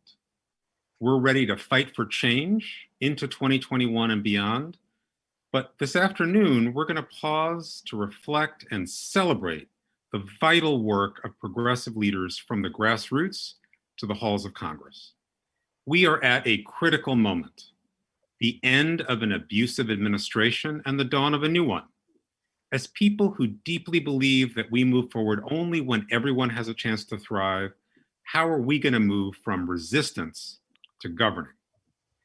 We must help the nation rediscover our shared values and our linked fate. And that's something that the people we are celebrating tonight deeply understand. The late Congressman John Lewis, the Poor People's Campaign, and Unemployed Action all embody this fundamental truth. We all do better when we all do better. Congressman Lewis brought us together to get us into good trouble, necessary trouble. And the Poor People's Campaign and Unemployed Action continue that tradition by working to organize in rural and urban areas with poor and middle-class families and with everyone, white, Black, and brown. They know, as you know, that we can make real and lasting changes only if we stand together and work to change the relationships of power so that we, the people, are truly in the driver's seat. I'm so grateful to be here this afternoon and to pause and celebrate the work of this movement before we get back to the hard work ahead of us. Now, it's my honor to introduce Bob Borisaj, president of the Congressional Progressive Caucus Center Board and co-founder of Campaign for America's Future. Bob? Thank you, Deepak. Let me offer a few words about the celebration and about where we stand. You know, despite his constant baseless denials, Trump lost this race, and he lost it badly. Joe Biden not only won the most votes in history, he racked up the greatest margin of any challenger over a sitting president since FDR took out Hoover in 1932. That is, he captured a greater percentage of the popular vote than Ronald Reagan did when he defeated Jimmy Carter and launched the conservative era that has done so much damage to this country. The repudiation of Trump is clear. Any celebration, of course, is sobered by the challenges the new administration inherits: the pandemic, the collapsed economy, the institutionalized racism, the growing inequality, and of course, the catastrophic climate change. Addressing them will be even more difficult given that Republicans did better than expected in the Senate and the House and consolidated their support on state legislatures in a census year. Corporate and CIA Democrats immediately started to blame progressives for those setbacks. But that's simply silly. In fact, progressives were instrumental to the turnout that helped Biden win. And progressive candidates and issues won major victories across the country. Insurgents like Jamal Bowman, Cori Bush, Marie Newman will bring amazing new energy to the Congress. All 112 co-sponsors of Medicare for All won re-election. All but one of the 98 co-sponsors of the Green New Deal were re-elected. Florida voters overwhelmingly passed a $15 minimum wage. Colorado voters passed paid family leave. Arizona passed a surtax on the rich to help fund schools. 4 states even went to pot. Progressive reforms are in fact more popular than most politicians. And given the challenges that the country faces, this is not a time for being cautious or timid. We have to press forward real solutions that make a material difference in people's lives. And we must make it clear who is standing in the way, even as we continue to organize to build a governing majority that can actually take on the problems this country faces. A leading force in that effort will be the Congressional Progressive Caucus. Under the extraordinary leadership of Pramila Jayapal and Mark Pocan, the caucus will come out of this election more numerous, more powerful, and more cohesive than ever.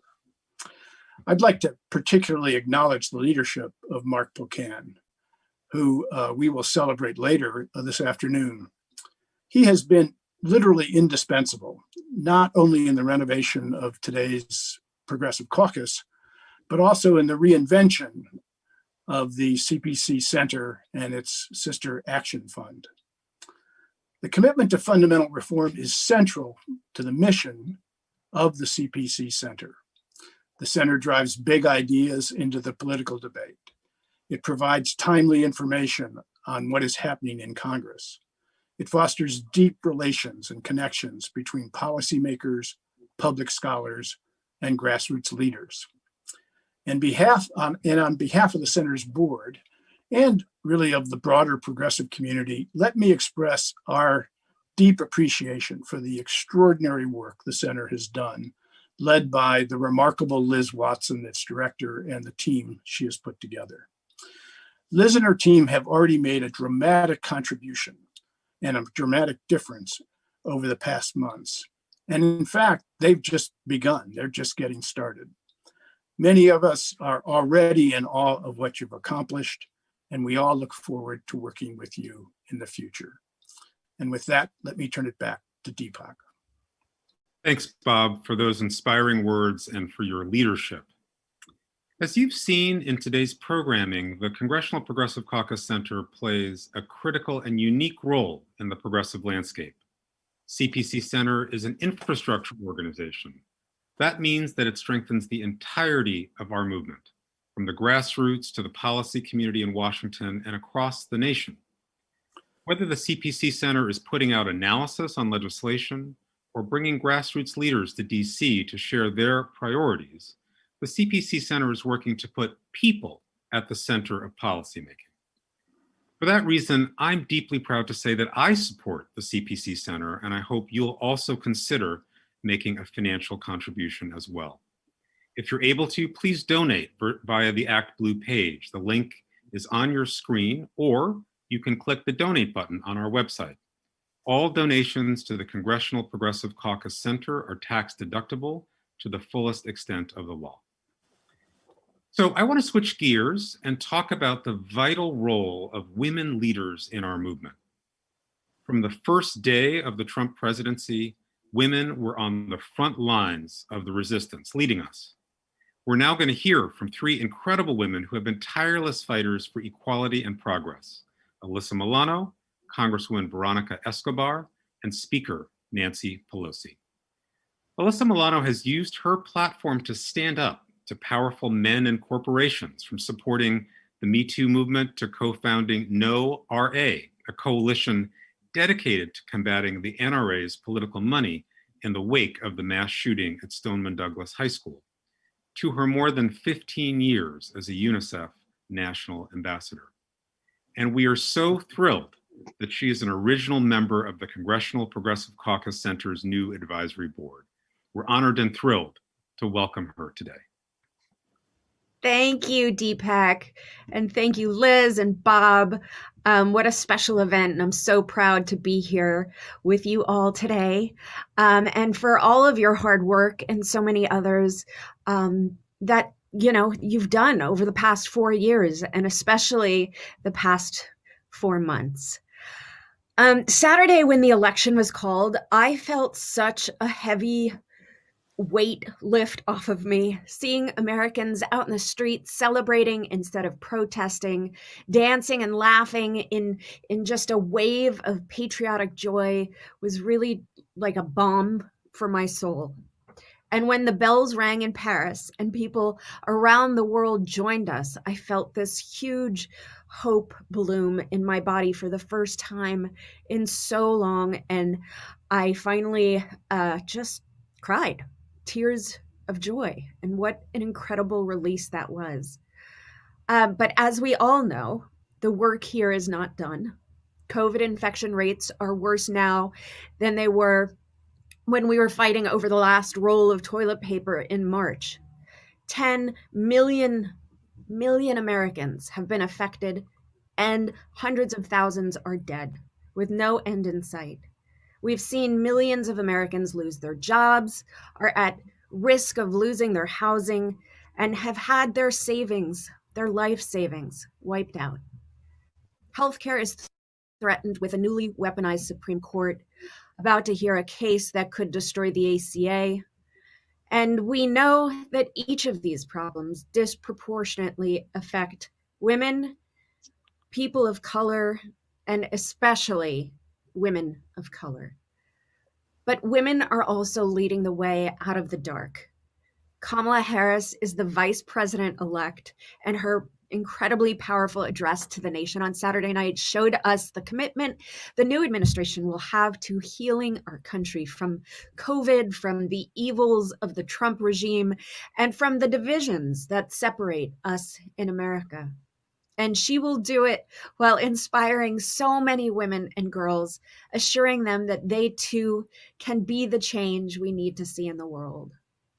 When we invest in women as leaders, we really invest in the future of our nation. We change the way we approach problems and find different, caring solutions that lift people up instead of holding them back. Grassroots organizations led by women, like my dear friend Tarana Burke, are changing the face of America, shining bright lights into the dark shadows and leading the way to our national healing. It's women who are doing this. And we've carried the heavy weight of the patriarchy for so long that we are stronger than anyone knows. And we are about to flex those hard-earned muscles in, I promise you, life-altering ways, and we'll do it together. So I am proud to introduce one of the women who is truly transforming our nation, my friend, my sweet friend, Congresswoman Veronica Escobar. She was one of the first Latinas to represent Texas in Congress and has been a strong advocate for women, working families, and her border community of El Paso. Please, please, please join me in welcoming her. Thank you so much, Alyssa Milano, not just for that great introduction, but also for your fearless activism and everything that you do to make sure that you use your bully pulpit for good. So thank you for everything. And to everyone, it's such a pleasure to be with you at the Congressional Progressive Caucus Center's Meeting the Moment, Building a More Resilient Nation Strategy Summit. I wish we could all be in person all together, especially after these amazing election results. But I want to express my gratitude first and foremost to all of you for the work that you did to make sure that we had the incredible outcome that our country needed in this moment. I also want to thank my colleagues and dear friends, Representatives Jayapal and Pocan, for their just incredible leadership during such challenging periods in the Congress, and for being such champions through their work at the Congressional Progressive Caucus. You know, when I was sworn into office in January of 2019, we had already seen some really horrific policies by the Trump administration, but little did I know what was ahead for us, and really what was ahead for the community that I'm so fortunate to represent.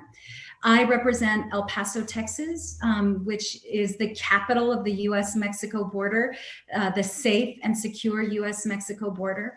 And in my first term in Congress, really the pain and trauma that my community and our country experienced could not have been predicted.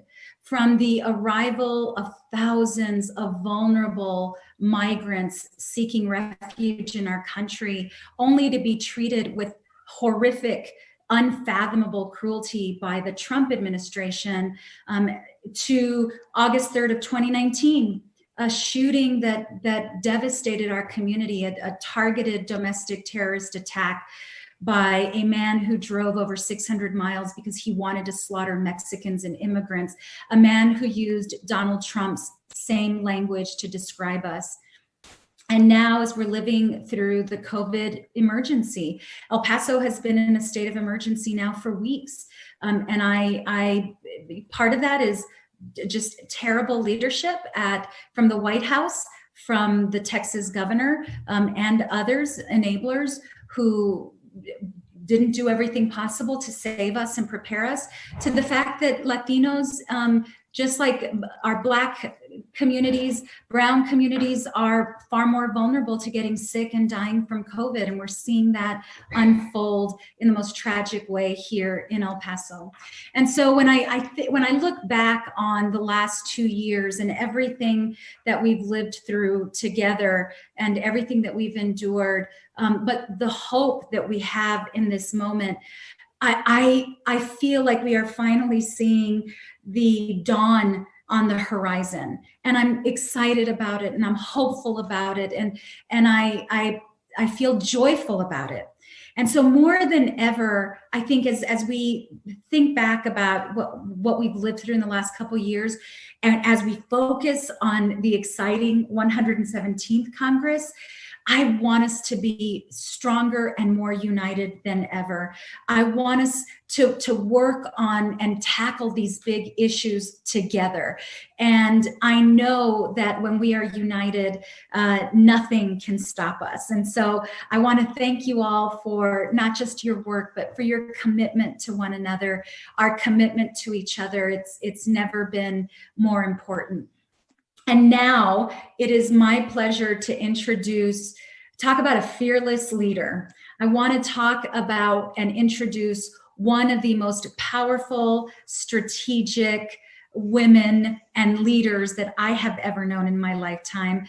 A leader who has seen us through some of the most tumultuous periods in American history, a leader who helped deliver the Affordable Care Act that delivered healthcare to millions of people, the Recovery Act and Wall Street reform, a progressive who made history when she became elected the first woman Speaker of the House and then re-elected in the 116th Congress, a leader who helped deliver our majority and maintain our majority in the 116th and 117th Congress. Please help me welcome our fearless leader, the Speaker of the House, Nancy Pelosi. Thank you, Congresswoman Veronica Escobar, for your kind introduction and, more importantly, for your great leadership.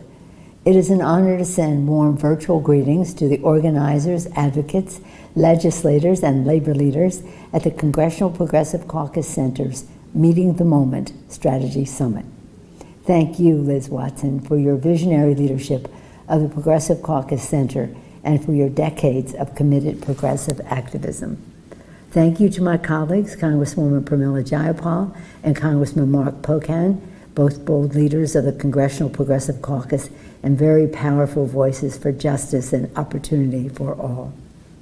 Congratulations to the progressive leaders honored today, Reverend Barber and the Poor People's Campaign, and Angela Moore and Unemployed Action. Your extraordinary work is essential to lifting up our most vulnerable communities, both during the pandemic and always. As our nation confronts the ongoing coronavirus crisis, Americans are in desperate need of forward-looking progressive action to crush the virus, keep families safe, and secure the relief they urgently need. As we look toward that 117th Congress, the leadership of the Progressive Caucus and the Center's brilliant network of grassroots organizers, advocates, and researchers will be crucial to advancing an agenda that meets the moment. Together, we will forcefully address the dangerous disparity of wealth and income that threatens the strength of communities across the country.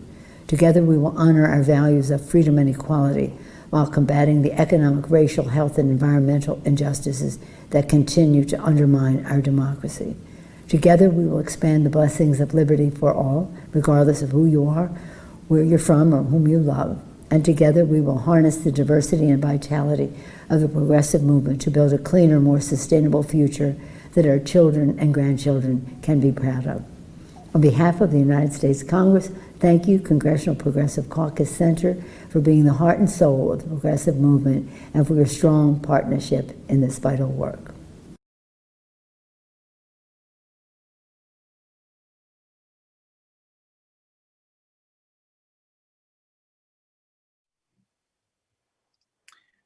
On July 17th, we lost an American hero and icon, John Lewis.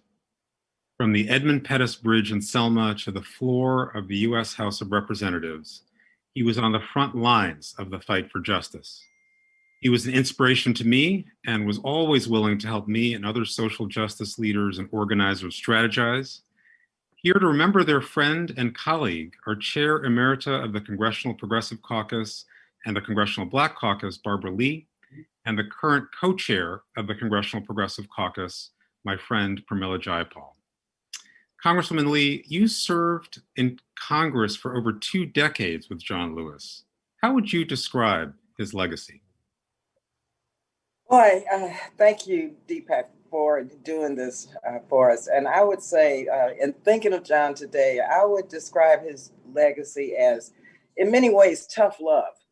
You know, he was a strong individual who was gentle in his strength, and he was tough, and he wouldn't back down, but yet he understood that this is a marathon and that we had to bring others along with us.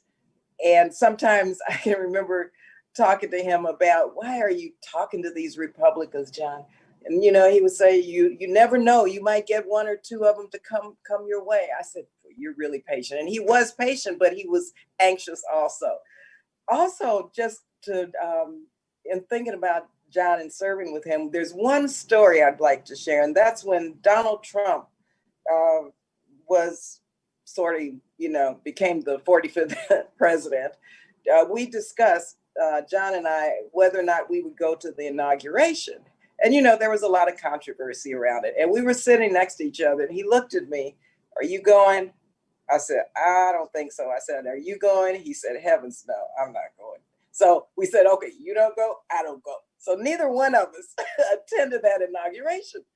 But the press talked to John afterwards, and they asked him, do you think that Donald Trump is a racist? And, you know, oftentimes I try to talk about their actions, their policies. John went right to it in his kind and gentle way. He said, yes, he's a racist. And I was like, oh, John. And he could say that, and he meant it. He was an honest person. And so I think in serving with John, I realized how you have to speak the truth to power. And he was an example as a member of Congress, as an activist, and as a great warrior, that speaking the truth always is the correct way to live. And that's the way to fight for racial and economic justice. Also, his legacy is not only one in America, he's an international warrior. He was an international hero. I went to Ghana with Speaker Pelosi, the Congressional Black Caucus, and John on our 400-year commemoration visit. And we got in Ghana and went into the villages, into the area where the slave castles are. The children, the elders, they all ran up and hugged John Lewis. They all knew John. They thanked John. They told him how much they loved him. They wrapped him in cloth. They treated him like a king. And then when we went to the parliament, of course, Speaker Pelosi gave a brilliant speech as the first American speaker to speak at the parliament. And when she announced that John Lewis was there, people stood up, parliamentarians, the audience, and they did not sit down. It must have been 15 minutes. And so I think John's legacy, you know, some of us say, act locally, think globally. I think he truly exhibited that constantly throughout his life. And young people, that was his thing. I mean, he was a young person when he spoke at the March on Washington when he almost got killed crossing the Edmund Pettus Bridge. And so I know Pramila has been with John. Many have been with John to Selma, Montgomery, and Birmingham on the pilgrimage. Well, I take children, young people, and John would always pull them aside and talk to them, take them in a room, mentor them out. 500, 600, 700 people were there, and he would pull them aside and say, "No, I want to talk to you." And he did that on his last visit. And I thought, his health was failing, but he did that anyway. So his legacy is big. It's international. It's national. But it's about the future for John, and he always reminded us it was about the future. Thank you for that very those powerful words, Congressman. I can feel you channeling his spirit to us right here. It's just a beautiful thing. Thank you for that. Congresswoman Jayapal, so Congressman Lewis was often described as the conscience of the Congress. I'm wondering if you can share some examples of his moral leadership that you had a chance to experience. Yes, thank you so much, Deepak, and thank you to my sister from another mother, Barbara Lee, who's been an inspiration to me and so many others. I have to start by saying my husband just ran in and said that Georgia was just declared for Joe Biden and Kamala Harris. And it feels like there is something very symbolic about this moment where we're talking about John Lewis and his legacy in the same moment that we are seeing people in Georgia who got their voting rights because of John Lewis and others in the movement now be able to exercise that power. And I've got shivers up and down my arms just thinking about that, because, sometimes I think we think about these things in ephemeral ways, and it's sort of like we talk about a legacy as if it's done, when in fact you're seeing the roots and the results of that right now in Georgia. And so I had to start with that. And then, in terms of the conscience of the Congress, when I first met John Lewis, it was actually when I wasn't in Congress. I was an activist. I was on the Immigrant Workers Freedom Ride. And that right there was an example of how John Lewis was always the conscience, not only for the country, but for movements across the country who were taking notions of civil rights, understanding that we stood on the shoulders of people like John, but John was the translator of how to expand those notions of civil rights to the modern day struggles. And he never hesitated to do that. And so I had the great honor of following him after he spoke at the Immigrant Workers Freedom Ride at the World's Fair site in front of, I think it was 250,000 people or something. And he came off and I was so stunned that I was going to meet this hero of mine. And he was that moral conscience through and through. He was humble. He was clear in his speech about what he was fighting for. He didn't back away, even when it was seen as sort of controversial. He framed things in a moral perspective, in the perspective of justice. And years later in Congress, I saw it again when families were being separated and kids were being caged. John would come to me on the floor constantly and say, "What can we do? What can I do?" And when Luis Gutierrez organized a bunch of us to go and march and protest and try to get arrested, actually, was what we were trying to do, John Lewis was right there in the center, again, lending that moral conscience to the issue of the brutality of caging children and separating families. And of course, because John Lewis was with us, they wouldn't arrest us. We tried and tried and tried. We sat in front of doorways, we blocked streets, but nobody was going to arrest John because he was the conscience. Another example that I wasn't there for, but I heard a lot about, and Barber could probably speak to this, was around gun reform. John was among the leaders that decided to have the sit-in in the halls of Congress around guns and around gun safety and the need for sensible gun reform legislation. Again, he didn't back off from the fight. And he was criticized for that because it was seen as a sort of crazy leftist tactic. But it was the tactic of the streets, it was the tactics of the protest movements, and it was the tactics of a giant who had fought for justice every step of the way and wasn't going to step back just because he now had a position of power.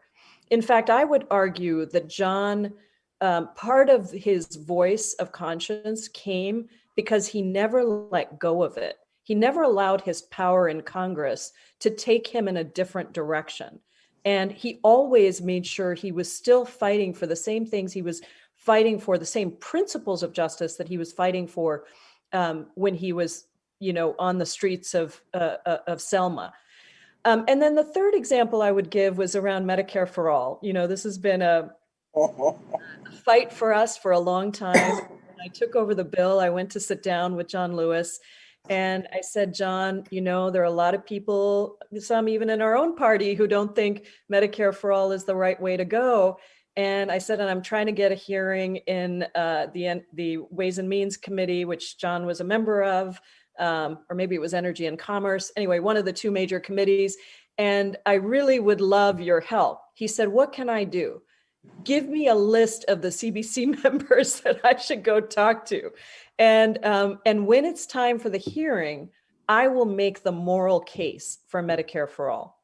And that is exactly what we did. We had the hearing. I felt like we could have just packed up and gone home after John Lewis spoke, because every time he talks, he brings the lived experience of somebody who's fought for what we have, the street smarts of an organizer, and the compassion of a real leader who is going to lead and not just follow. Those were such powerful stories that really bring his spirit to life here for us today. So Congressman Lee, maybe one last question for each of you. For you, one of the last public images of Congressman Lewis was in June, when he stood with Black Lives Matter protesters near the White House. What lessons does his life story and work have for the progressive movement as we continue the fight for racial justice in America? The first lesson is to be bold and to follow your conscience and keep fighting, get in good trouble. And that's what he continually did. And the Black Lives Matter movement, the movement for Black lives, is a progressive movement, not only of young people, but it's multiracial, multi-generational. And that's who John was. And also, John was a man, and Pramila, I'm really happy you mentioned the gun violence leading the protest on the floor of Congress. I mean, that's good trouble. Well, John was a man of peace and nonviolence. And I have to tell you, some of the lessons I learned from him is how you evolve and grow. And I ended up voting against the authorization to use force in 2001. I was the only one. John came to me later and he said, Barber, I should have been with you. And he went to the press. I wasn't even going to tell this story. And he said, yes, I should have been with her. He says, I'm a man of peace. He says, and I'm not voting for anything that leads to war anymore. And Pramila knows and Mark knows, we have this big fight on the defense budget every year, trying to cut the defense budget. You could look up there, John and I would talk to each other. He says, nope, no war. I'm voting against it. I'm with you. We're together on this. And so it shows you how he was such a humble man. And he was a man of peace. And so he wanted to make sure that he was consistent with that message and with his life. And also in terms of the lessons of his boldness, when he was very ill, I introduced a resolution calling for a Truth, Racial Healing, and Transformation Commission. On his sickbed, John said, I want to support this. I want to write a statement. I want my statement to be read at the press conference. And so he was one of the first co-sponsors of HR 40 and of reparation, of HR 100 and HR 40 of reparations, Congresswoman Jackson Lee's bill. So he took bold actions, recognizing we had to fight to get to where we must go. And he didn't blink.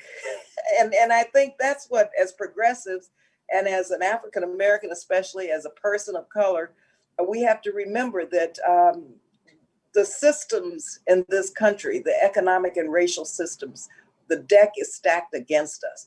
But it's because of John Lewis daring to be and daring to break some of those barriers that we now can be, and that we can take that baton that he left us and complete the job of making this a more perfect union. And so I know John is supporting these young people. And did you see the picture of John and Ruth Bader Ginsburg making good trouble from heaven?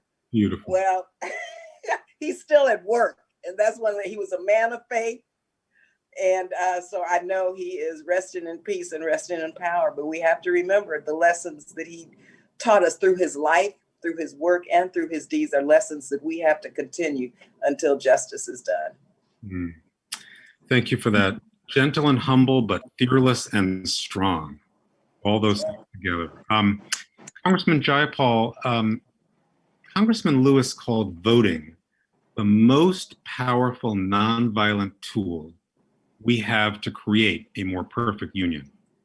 How do we honor his life's work and strengthen and guarantee the right to vote going forward? Well, you know, it's so appropriate that we name the Voting Rights Advancement Act the John Lewis Voting Rights Advancement Act, because I think that that is what we owe him. It is what we owe our future, the young people that Barbara is talking about. And she's right. You know, the best parts of those conversations in Selma, well, there were a lot of them when we went on the civil rights pilgrimages in Black churches and basements and being fed. But watching John with young people kind of talk to them about what it took to get the right to vote was so important to people understanding what it means if you don't vote, right? Because you're dishonoring the work that went into getting your voice there. And that is the way forward. So the Voting Rights Advancement Act is about fixing, first of all, some of the things that the Supreme Court did that really gutted pieces of the Voting Rights Act. We need to restore it, but we need to go beyond that. And we've seen that in this election. There are too many ways in which the vote is consistently suppressed. There are too many ways in which the structures are designed where you can have voting rights suppression happen over and over and over again and affect the way that voting rights are actually defined. And so the Voting Rights Act fixes many things that were wrong, but it also goes beyond that in fixing some of the what we call formulas in the policy wonky world. But that essentially means that people are guaranteed the right to vote and to vote in a way that can further their interests. But I also think John, you know, honestly, I think John would want us to go beyond that as well. I mean, we have seen many ways in which districts are gerrymandered, votes are suppressed, people are, even right now, as we, you know, have a president who's refused to concede an election, it is a travesty to people who literally we cannot have a democracy without them having the right to vote. And of course, that affects particularly Black folks, brown folks, indigenous folks, people who were still fighting to recoup and have truth about the legacy of racism and slavery in this country. So I'm excited to pass that bill, but I'm also excited to do more because I think John Lewis is such a giant, such a legend that he deserves everything we can throw at the concept of voting rights so we ensure a democracy that really works for the people. Well, thank you, Congressman Lee and Congressman Jayapal. I feel like you carry forward the legacy every single day and the work that you do. And I do know that he would be proud and inspired by how you're fighting for justice and equality in this country. So thank you so much for your amazing, inspiring leadership. I want to close with a quote from Congressman Lewis. Do not get lost in a sea of despair. Be hopeful, be optimistic. Our struggle is not the struggle of a day, a week, a month, or a year. It is the struggle of a lifetime. So thank you again for sharing your memories. Yeah. Beautiful. Love it. We are now going to honor an organization that is also continuing and upholding that struggle for justice. Congressman Lee is going to present our first award this afternoon.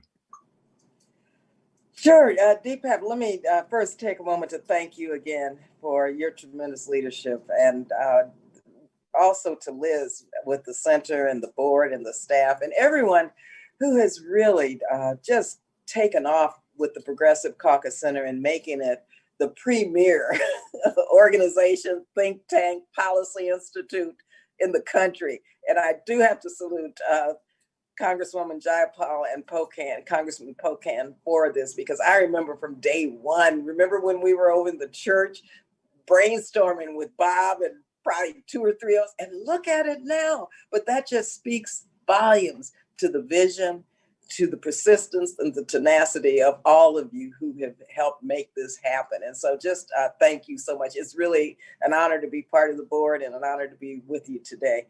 You know, I tell you, the Congressional Progressive Caucus's Center Progressive Leadership Award is being presented to Bishop Barber, to Reverend Theo Harris, to Shaylee Barnes, and the Poor People's Campaign, which I think is really a reflection of Bishop Barber and the Poor People's Campaign understanding of collectivity and what it means to be a we and working together. And it has just been remarkable to work with them over the last few years. Now, in late 1963, John Lewis said, he implored us, he said he was a pioneer for justice, and he spoke, of course, at the March on Washington. And he said we should make our voices heard, stand up for what is right, and address inequality. Over a half century later, the Poor People's Campaign is continuing the fight for justice and marching for morality also, which we forget sometimes. And I can't think of any organization or individuals deserving of receiving this honor and this award. It is an honor and an award. In June, their Moral March on Washington had 2.5 million viewers, and it sent thousands of letters to Congress. Bishop Barber and the Poor People's Campaign, they're carrying on Congressman Lewis's legacy and building the coalitions necessary to create a better tomorrow for everyone. Through their More campaign and Moral Mondays, they have empowered poor people to make their voices heard in our democracy. And they have mobilized millions to get involved in reform. So it's so crucial in our fight for equality. And when I say reform, I'm talking about structural reform, like access to health care, clean water, earning a living wage, and many more. Now, as chair of the Majority Leaders Task Force on Poverty and Opportunity, I'm also a member of the Appropriations and Budget Committee. And I want to just say to you how Bishop Barber and the Poor People's Campaign have come to Washington, D.C. They have been before congressional committees in these hearings as we continue to make policy, and they remind us that these policies must have central to every one of them, lifting people out of poverty. Their connection to elected officials in a nonpartisan way and commitment to telling the truth through bringing witnesses who have been impacted by poverty has positively influenced our policy making to improve the lives of the poor all over the country. The Poor People's Campaign has been a beacon of moral clarity, especially amidst the public health and economic crisis that we're facing now. Now we have over 8 million more people falling below the poverty line.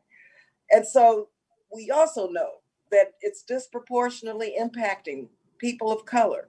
The Poor People's Campaign has been steadfast in its guiding principles and pillars for justice, with racial and economic justice central to their movement. And I'm proud of their work with our people throughout the country, but also their work in Congress. The Poor People's Campaign has laid out a moral agenda that safeguards our rights and demands justice. They have constantly and consistently fought to end systemic racism through ending voter suppression and mass incarceration. They have fought to promote the general welfare of families and establish an adequate standard of living. They've sought to ensure the right to work and earn a living wage, provide a right to health and a healthy environment, and put an end to the culture of war.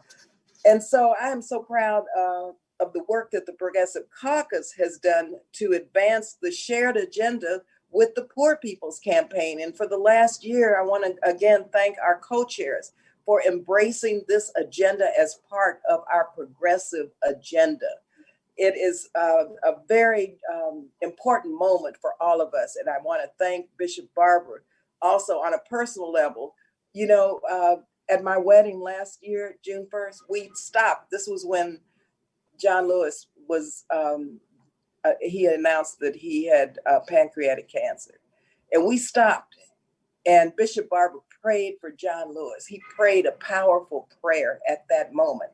And that, for everyone who was there, was such an important moment to have Bishop Barber lift up John Lewis in the midst of a wedding celebration. But that's who Bishop Barber is. And so to Bishop Barber, to Reverend Theo Harris, to Shaylee Barnes and the Poor People's Campaign, they have truly been a shining light on so many fronts in our fight for justice, equality, to end poverty. And it's really a great pleasure that I present them with this award. And I want to just thank them for staying the course, because I know how hard they work. And I know what they're doing each and every day. And we're a better country for that. Thank you again. Thank you so much, Congresswoman Lee. You know, in this recent election, we touched 2.3 million poor and low wealth, infrequent voters. And we had a large percentage of them to vote early and then to vote on election day. And PBS just did a story in which they said that poor and low wealth people overwhelmingly gave their support this time in the election to Biden-Harris. As we move forward, I want to take a little time to talk about this moment we're in, because we don't have time to rest. We've got work to do. I want to encourage you, particularly in the Progressive Caucus, that when you talk about this election and its result, talk in fusion terms, not just what Black people did or white people did, because none of us did it alone. Talk about what happened together and the coalitions that were built. Talk about even how indigenous people were so critical in Arizona, and Latinos in Arizona, and how in Georgia is Black and white, and in North Carolina, Black and white, and in Pennsylvania, Black and white, and others. Talk about it in fusion terms. And please don't get sidetracked into a debate about centrist versus left versus right as the mandate. From the Poor People's Campaign, we want to say to you, there has always been a mandate. There's a mandate before COVID, a mandate before this election. First of all, it is the mandate of 140 million poor and low wealth people, 43% of this country. We cannot continue to ignore them. Then there's the mandate of the 75 million people that voted for change. There's a mandate of 62 million poor and low wealth people who now make up the American electorate, nearly 30%. Then there's the mandate of the call of consciousness of our Constitution, that every piece of legislation ought to be judged by these things. Does that piece of legislation establish justice, provide for the common defense, promote the general welfare, and does it provide equal protection under the law for everyone? And right now, in the midst of COVID, there is the misery mandate. The misery that people are going through ought to mandate what kind of policies we pass, what kind of living wages, what kind of health care. And then there is the pain of the people priority. That should be what is guiding us in those moments. And we will continue to do that in the Poor People's Campaign. This award will only make us do more, but we call on you to join us, and not just going down the same old language, the same old tired rhetoric, but to elevate the rhetoric to moral concerns in this moment, because people are hurting. They were hurting before COVID, 700 people dying a day from poverty and low wealth. They're hurting in the midst of COVID. And the only way we can transition this country, the hope is in the mourning, MOURNING. If we address the mourning, if we address the hurt and the misery through policy, then the country can heal. Indeed, thank you so much for this award. My name is Reverend Dr. Liz Theo Harris, and I have the honor of being co-chair of the Poor People's Campaign alongside the Reverend Dr. William J. Barber II. We thank you. We appreciate the honor, and we know that it means that we must just fight harder and more. Our nation is in need of a bold, visionary public policy that prioritizes the poor and the marginalized the most. We must make ending poverty, ending systemic racism, ending ecological devastation, turning our war economy into a peace economy, and pushing back on this false moral narrative, a narrative that says that it's poor people's fault, that the society is at is in the situation we're in, that tries to pit us against each other and serves us this lie of scarcity, that we can't do any better than this. But we know, and we know that this Congressional Progressive Caucus knows that we are really living in a land, in a world of abundance. And so we must make ending poverty, systemic racism, ecological devastation, and militarism, and ending those a priority in this time. Yes, thank you, Congresswoman Lee, and everybody at the Congressional Progressive Caucus Center for this award to the Poor People's Campaign, a national call for moral revival.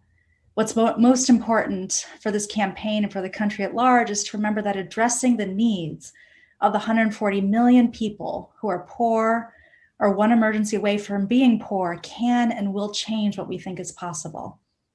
We saw that in this election. We saw how poor and dispossessed people turned out because they've started to believe not only that their needs and demands for healthcare, for economic well-being, for real security and safety are valid and legitimate, but also they started to believe in their power to make what they need real, to make what is necessary possible.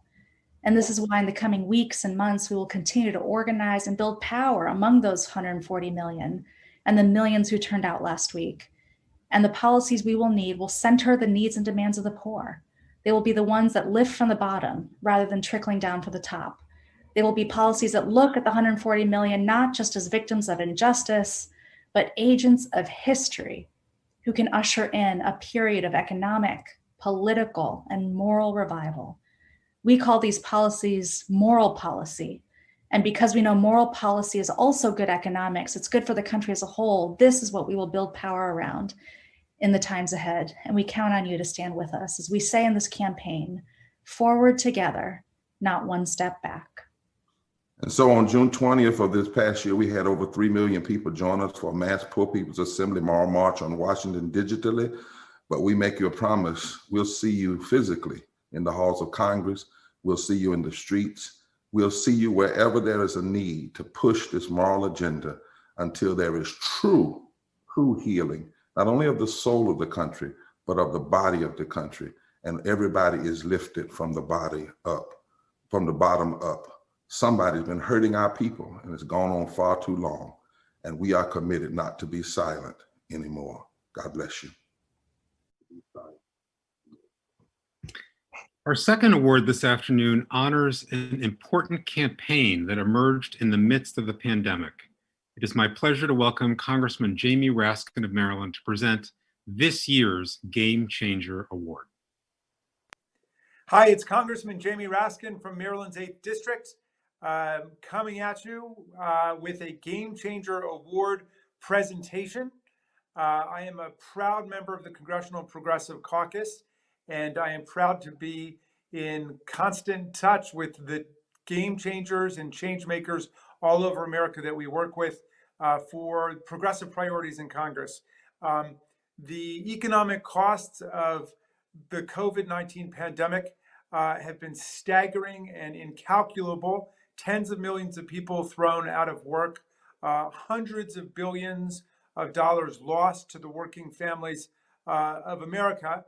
And the Progressive Caucus has fought from the very beginning to get the aid to the states and the counties, the localities, and especially the aid to unemployed Americans that they need to get through this nightmare brought to you by the lethal incompetence and indifference of Donald Trump and his administration. So we fought for the $600 a week unemployment insurance supplement from the federal government. And we got that in the CARES Act, and we've been fighting for it. Also, in the HEROES Act, which, of course, Mitch McConnell and the Senate and the Donald Trump have done everything in their power to prevent from happening. But we are committed to seeing that people get the unemployment insurance that is their right and that is their need. In this time of such calamitous consequences for working families across America, unemployed workers have organized to try and save the $600 a week in additional unemployment benefits provided by the CARES Act that we've also written into the HEROES Act. This year, the Congressional Progressive Caucus Center is proud to award its Game Changer Award to, drum roll please, Unemployed Action, which is a project of the Center for Popular Democracy and CPD Action. Joining me now to accept the award on behalf of the Center for Popular Democracy and Unemployed Action is Angela Moore, a member leader with Unemployed Action and a phenomenal activist. So, Angela, there is your award, and we bestow it upon you with great pride and admiration for all of your work and all of your efforts. I wonder if you would start by telling everybody exactly what is Unemployed Action and how did you personally get involved? Thank you, Congressman Raskins. My name is Angela Moore, and I am a member of Unemployed Action. And I got involved in Unemployed Action after I was laid off of my work, and also my business went down due to the pandemic, due to the COVID-19 pandemic. So that's how I got involved. Unemployed Action is a community of 16,000 unemployed workers from around the country that are fighting to fighting to bring back the $600 of unemployment insurance benefits. You've been targeting the state unemployment systems as well. Yes. We need that immediate relief because we need it. I mean, people are around here in the United States are suffering. They're losing their homes. They're having to live outside their cars, not having food to eat. We also need to overhaul our unemployment insurance system to ensure that it responds automatically to the economic crisis. We should not have to hope for congressional action to supplement deeply inadequate unemployment insurance benefits. The generosity of our unemployment insurance benefits should not depend on what state you live in, and we shouldn't have 50 dysfunctional state agencies struggling to process claims. It's inefficient, it's unfair, and it perpetuates racial inequality. 47% of Black people live in 14 states with the stingiest benefits. We need a federal unemployment insurance system to address these inequalities.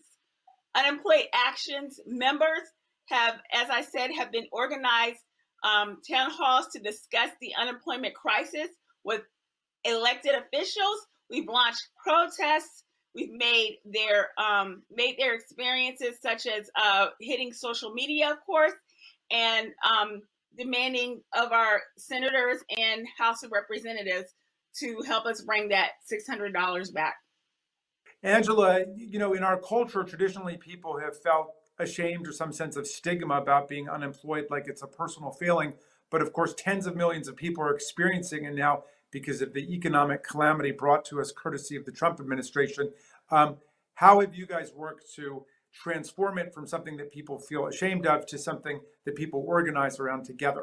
We pay taxes. We should be able to benefit because right now we're in need of our government to help us. So I would have to say the silver lining in all of this, although it's been sad and it's been really hard, is that I have met hundreds of thousands of unemployed people from around the country that I might not have otherwise met. And we are all working together, mobilizing together to fight for the unemployment benefits to come back. And that has been a silver lining. We've been having meetings we've had different groups, like we've had some support groups because, this is mentally and emotionally hard on people facing unemployment, not having any income coming in. We've had different meetings, like right now we're doing a lot of mobilization, trying to get people to vote, especially in those states that we really need to have that support. So that has been the silver lining, the ability to meet people from around the country who are about mobilizing about the same things that I'm interested in and other people are interested in, because together we will win this fight. We don't know when, we don't know how, but we will win this fight. Well, thank you for your magnificent activism. Congratulations, Angela Moore, and all of the members of Unemployed Action for this Changemaker Award, and I hope that you will carry it with pride. Thank you so much, Congressman Raskins. We really appreciate it. Thank you so much for the award.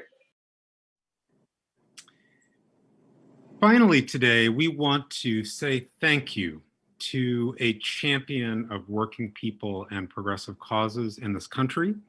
Congressman Mark Pocan is completing his service as co-chair of the Congressional Progressive Caucus, and we'd like to say a few words to him to thank him for all he has done for our movements over these many years. And to do that, I'm going to welcome back his fellow co-chair, my friend, Congresswoman Pramila Jayapal. Well, thank you, Deepak, and what a fabulous honor I have to now celebrate and recognize my phenomenal co-chair of the Congressional Progressive Caucus, Mark Pocan. Mark has given 6 bursting at the seams years of work to building progressive power. First, as the first vice chair for 2 years for the Congressional Progressive Caucus, when he took on a tremendous amount of work with the then co-chairs Keith Ellison and Raul Grijalva, and then as co-chair for the last 4 years. And I've worked side by side with Mark for the past 4 years, and I've had a ringside seat to Mark as a human being and Mark as a progressive leader. With Mark's leadership, we built the largest ever progressive caucus in Congress. With Mark's leadership, we have passed through the House stricter drug pricing, a $15 minimum wage, and better workplace democracy through the PRO Act. We've pushed back on inhumane funding for Department of Homeland Security and on massive Pentagon budgets. Mark has brought in the perspectives of rural places and a swing state, giving us credibility that progressive issues can win across the country. Separately, we work together and with other board members to build the Congressional Progressive Caucus Center and raise the initial millions of dollars for the center. And then we had the great intelligence and smarts to hire Liz Watson as the executive director. There's so much to say about Mark, but I just want to emphasize 3 things that set Mark apart as a leader. First, Mark is a worker. Achieving progressive policies in a legislative body and leading a caucus of almost 100 members requires real work, day in and day out work. And Mark does that work, giving whatever he does his full attention and his full commitment. That may sound pretty simple, but it actually isn't. Mark is one of those rare beings who does exactly what he says he will do. He put enormous energy into building up the CPCC and also our own caucus within Congress. And for the future of the movement, we are so grateful. Second, Mark is really strategic and he has great ideas about how to move the different pieces of the legislative chessboard forward for bold progressive policies. And one of the things that I am really excited about is that he is now going to have some time, since he won't be the CPC co-chair, to drive specific initiatives that are really critical to the progressive movement, like the work to cut the Pentagon budget that he is leading with Barbara Lee and that we hope to achieve in the coming years. And third, Mark is an amazing human being. As I got to know him more and more, I saw how his Wisconsin roots grounded him, how his state legislative experience before he came to Congress informed his views on how to use and build power as a legislator, his beautiful relationship with his husband, Phil, and how their partnership kept their small union print shop business going through really tough COVID times, putting into practice as an employer all the things that we fight for as a progressive movement. To me, as co-chair, he has been a loyal and close friend, a strategic partner, and a selfless leader who doesn't seek the limelight and who always shares the credit. That is a rare phenomenon in a politics that is too often driven by ego and individualism. There's so much more to Mark, like he's amazingly funny. He keeps me laughing all the time. He is a phenomenal magician. If you haven't seen his magic shows, you have to. And he brings the best Wisconsin cheeses for our CPC gatherings. The good news is that Mark is going to be on the executive board. He's going to continue to provide guidance and leadership to the work of the caucus, and he's going to continue driving on all cylinders to deliver real benefits for working people and the most vulnerable across the country. So Mark, first of all, from me to you, from the bottom of my heart, thank you for everything you've taught me and the friendship that you have given and the partnership we've had as we've led the Congressional Progressive Caucus. And now you are going to hear from some of your friends and colleagues about how much your work has meant to them in this next video. Hey, Mark, it's Andy. Here's the word from Michigan. I guess we'll reluctantly let you stop being co-chair of the Progressive Caucus, but I know you'll be there shoulder to shoulder with me in every battle to lift up the voice and power of workers in this country and this whole world. Love you. This is Absentee President Lee Saunders. Mark, on behalf of our 1.4 million members, thank you for always having our back and standing up for workers, not only in Wisconsin, but all across the country. You not only talk the talk, but you walk the walk. You're the real deal, and we appreciate you, brother. Hi, Mark. It's B. Lee. First, let me just thank you for your steadfast and inspired leadership of the Progressive Caucus. Your hard work has really helped make the caucus much stronger, bolder, and more effective. It's been especially rewarding to work with you on the Fight for 15, Medicare for All, and yes, to cut bloated and unnecessary military spending. I look forward to continuing the work to advance our progressive agenda for the people and our progressive promise. I love you. Hi, Representative Pocan. This is Ronna Epting with Move On. And on behalf of our millions of members, we just want to express our gratitude for your leadership at the CPC and all that you've done to ensure that legislation prioritized in the House is as inclusive as possible, that is responsive to the needs of people. Thank you for your leadership on climate change, on social justice issues, on dealing with the economic issues of our day.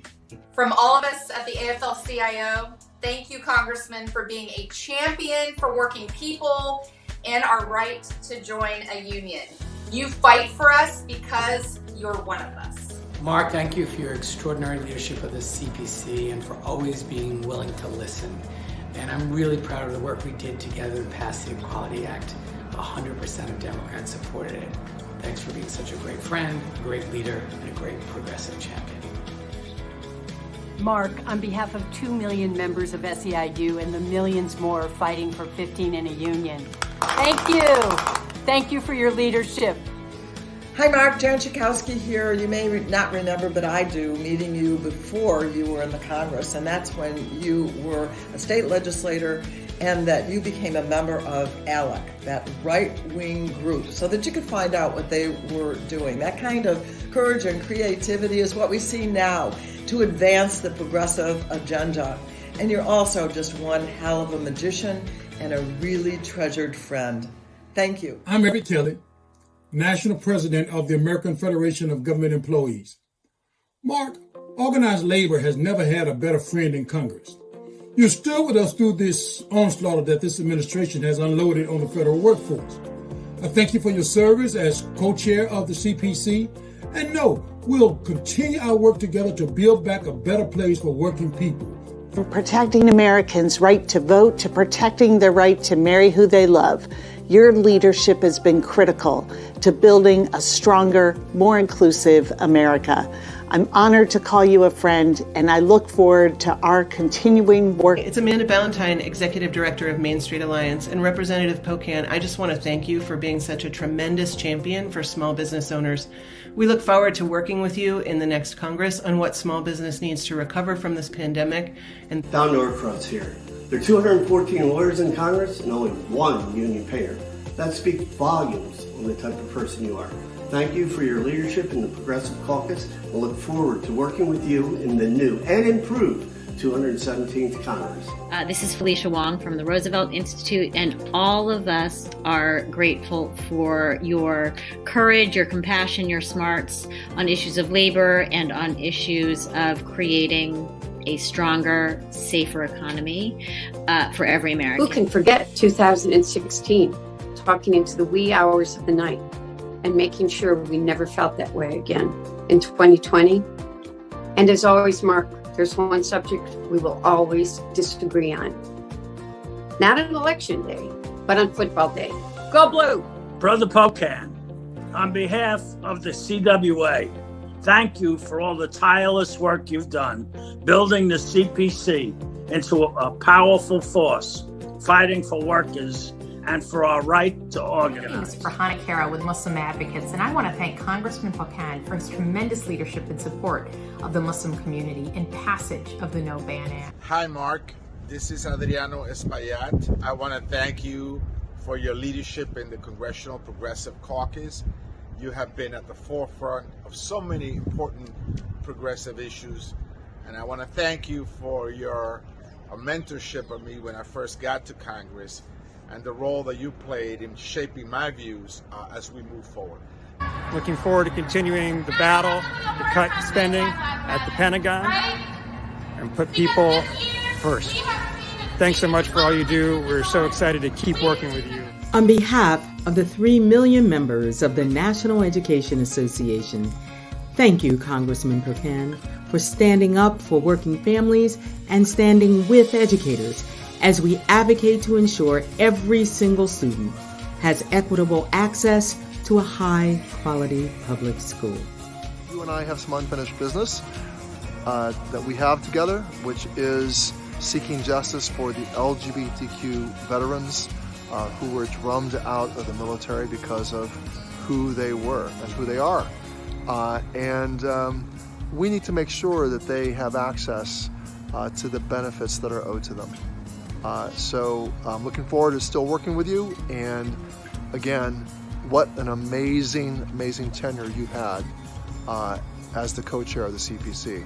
Who else in the course of one afternoon do you know who could effortlessly shift from giving a terrific populist explanation to progressives about the economic stimulus section of the COVID package to an in-depth conversation with a Colombian senator about the situation in Colombia, to rallying the troops around cutting the Pentagon budget by 10%, to card tricks. This is Adamola Oyefesa at the United Food and Commercial Workers. UFCW thanks you for being the lead sponsor of the Food Workers Pay Standard Act. They'll ensure meat processing workers are paid a living wage. And on behalf of our members in grocery stores, meatpacking plants, and nursing homes, we thank you for working with us as chair of the Progressive Caucus, and we know we'll be working with you on many more issues for years to come. Hey, Mark, I just want to tell you how much I appreciate you and your service to the CPC and to this country. This is Josh Sasser, Legislative Director for UAW. Just here to say congratulations to Chairman Pocan for leading the Progressive Caucus in such a fantastic direction. You couldn't ask for a better friend for all working people and for social justice. Hello, it's Stephanie Taylor at the Progressive Change Campaign Committee.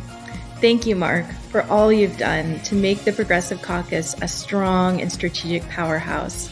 We're grateful for you, and we look forward to the work that you are going to continue to do with the caucus and the 117th Congress and beyond. Well, I'm kind of speechless, which doesn't happen a whole lot, but thank you, everyone. As I look at my wonderful colleagues and all the organizations that we work with in Congress, I really appreciate all the extremely kind words. When I was elected to Congress, one of the things I told people back home is I want to be active with the Progressive Caucus, because I went to Congress because I want to get something done. And I believe strongly in our progressive values. And, the first freshman year, I was one of the people who convened our special order hour, as I know did Pramila, and then came in and did the first vice chair with Keith and Raul, and then became chair. And then we had Pramila as our first vice chair. Then it really ended with co-chairing with Pramila. And, I am so proud really of the work that we have done as a caucus. But I got to tell you, Pramila, I wouldn't have done it this long if you hadn't been the co-chair right now, because we did some amazing things. I get made fun of every now and then because I suggest we give an award to Paul Ryan because of his incompetence as speaker, we were able to help form the Progressive Caucus Center and be there helping to raise the money and do all the work. So Paul, thank you for being incompetent. I do want to extend that thank you. But, you know, there's no one that you could possibly imagine working with closer and better and getting things done. And I so appreciate it. And Barbara, God, you know, you've been one of the people. I remember the very first day I met you at a Jim Clyburn fundraiser. I'd been elected, but well, I won my primary, but not the general yet. And all I could say to you was, I thanked you for your vote on the Iraq War. And I was like, that's Barbara Lee. For 2 years, I did that with John Lewis, but I got to admit, when I had Barbara Lee, you were that was very impressive. And now to become your friend means so very much. And Liz, you know, what you've done with this organization is amazing. It's beyond the expectations that we ever had. You know, to be able to have a strong progressive caucus that's able to get things done in Congress, to have a PAC where we went from 300,000 a couple cycles ago to now almost 4 million this cycle, just 2 sessions. But to what you did with this organization specifically, both in the 50c3 and 50c4 sides, has been amazing and beyond our expectations. And just thank you for what you've done in making this so sustainable.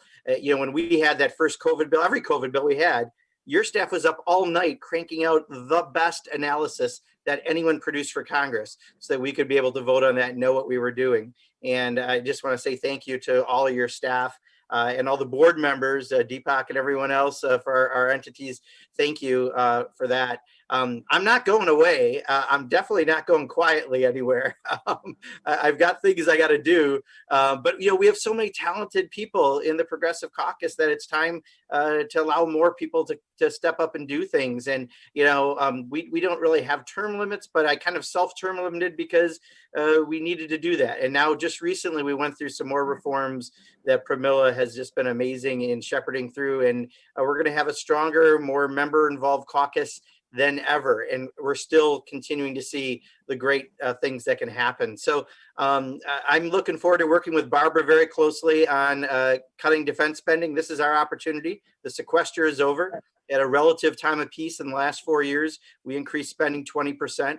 That's crazy. Most of that money goes to the contractors, not to the men and women who serve us in this country. And we've got to address that. I want to make sure we're taking labor legislation up. My heart, my passions come from organized labor. I'm a nearly 3-decade-long member of Painters and Allied Trades. And, you know, I want to make sure we're getting those things done. And we just have so much with the Progressive Caucus agenda. So thank you. I mean, it really was so much of an honor to hear everyone's words. Like I said, I'm usually not very speechless right out of it. And I definitely was speechless with those very, very kind remarks, and putting that together meant a lot.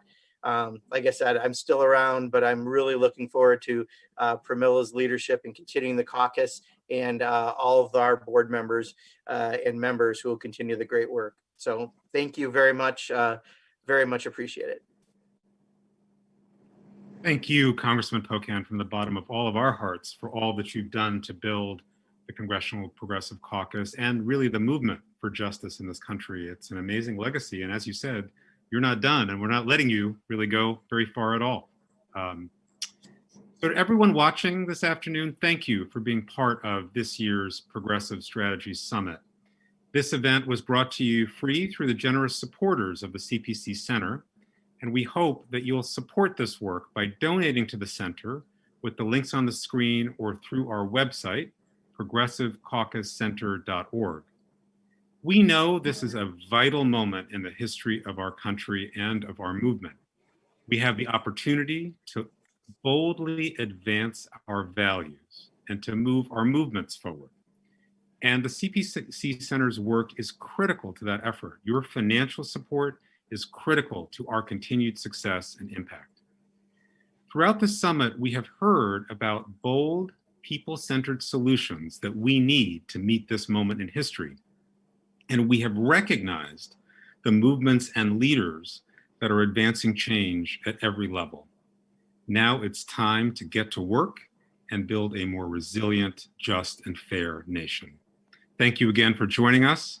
And to close us out today, to close out our program, we we welcome back our wonderful musical guest, Mark G. Meadows.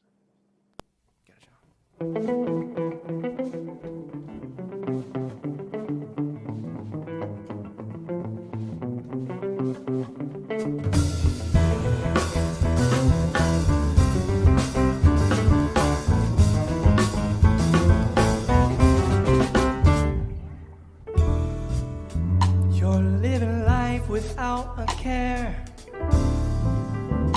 ignoring struggle everywhere. How can you say you're unaware with so much going on out there? Oh, don't ignore what you see, don't let injustice be. Stay woke, be aware. People are struggling out there. There's so much despair, yet so many don't even care. Can you take a stand, lend out a helping hand? Stay woke. Stay woke. Stay woke. Stay woke.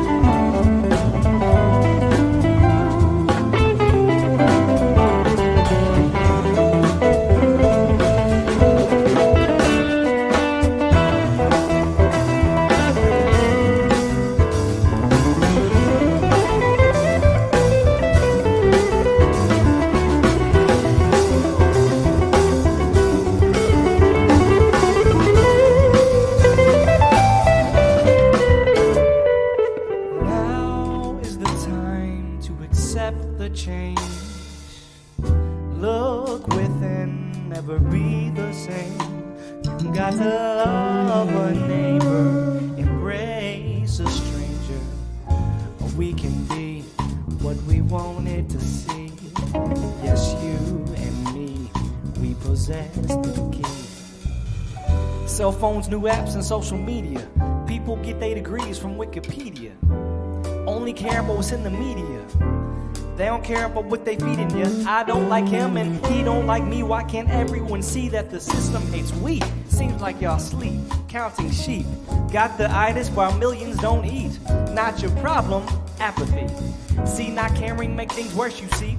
Read a book cover to cover, make the time for one another. Like the morning on your school days, wake up, we need each other. Time's getting harder, mothers raise your daughters, fathers raise your sons. Spread love to everyone, cause the world need hope, changes in our scope. When it comes to hate, don't participate. I'm not saying I'm perfect, I'm me. And you do long as you're able to breathe. Don't talk about how life ain't fair, and you can't even stay awake and aware. Be aware, people are struggling out there. There's so much despair, yet so many don't even care. Can you give a damn? Lend out a help.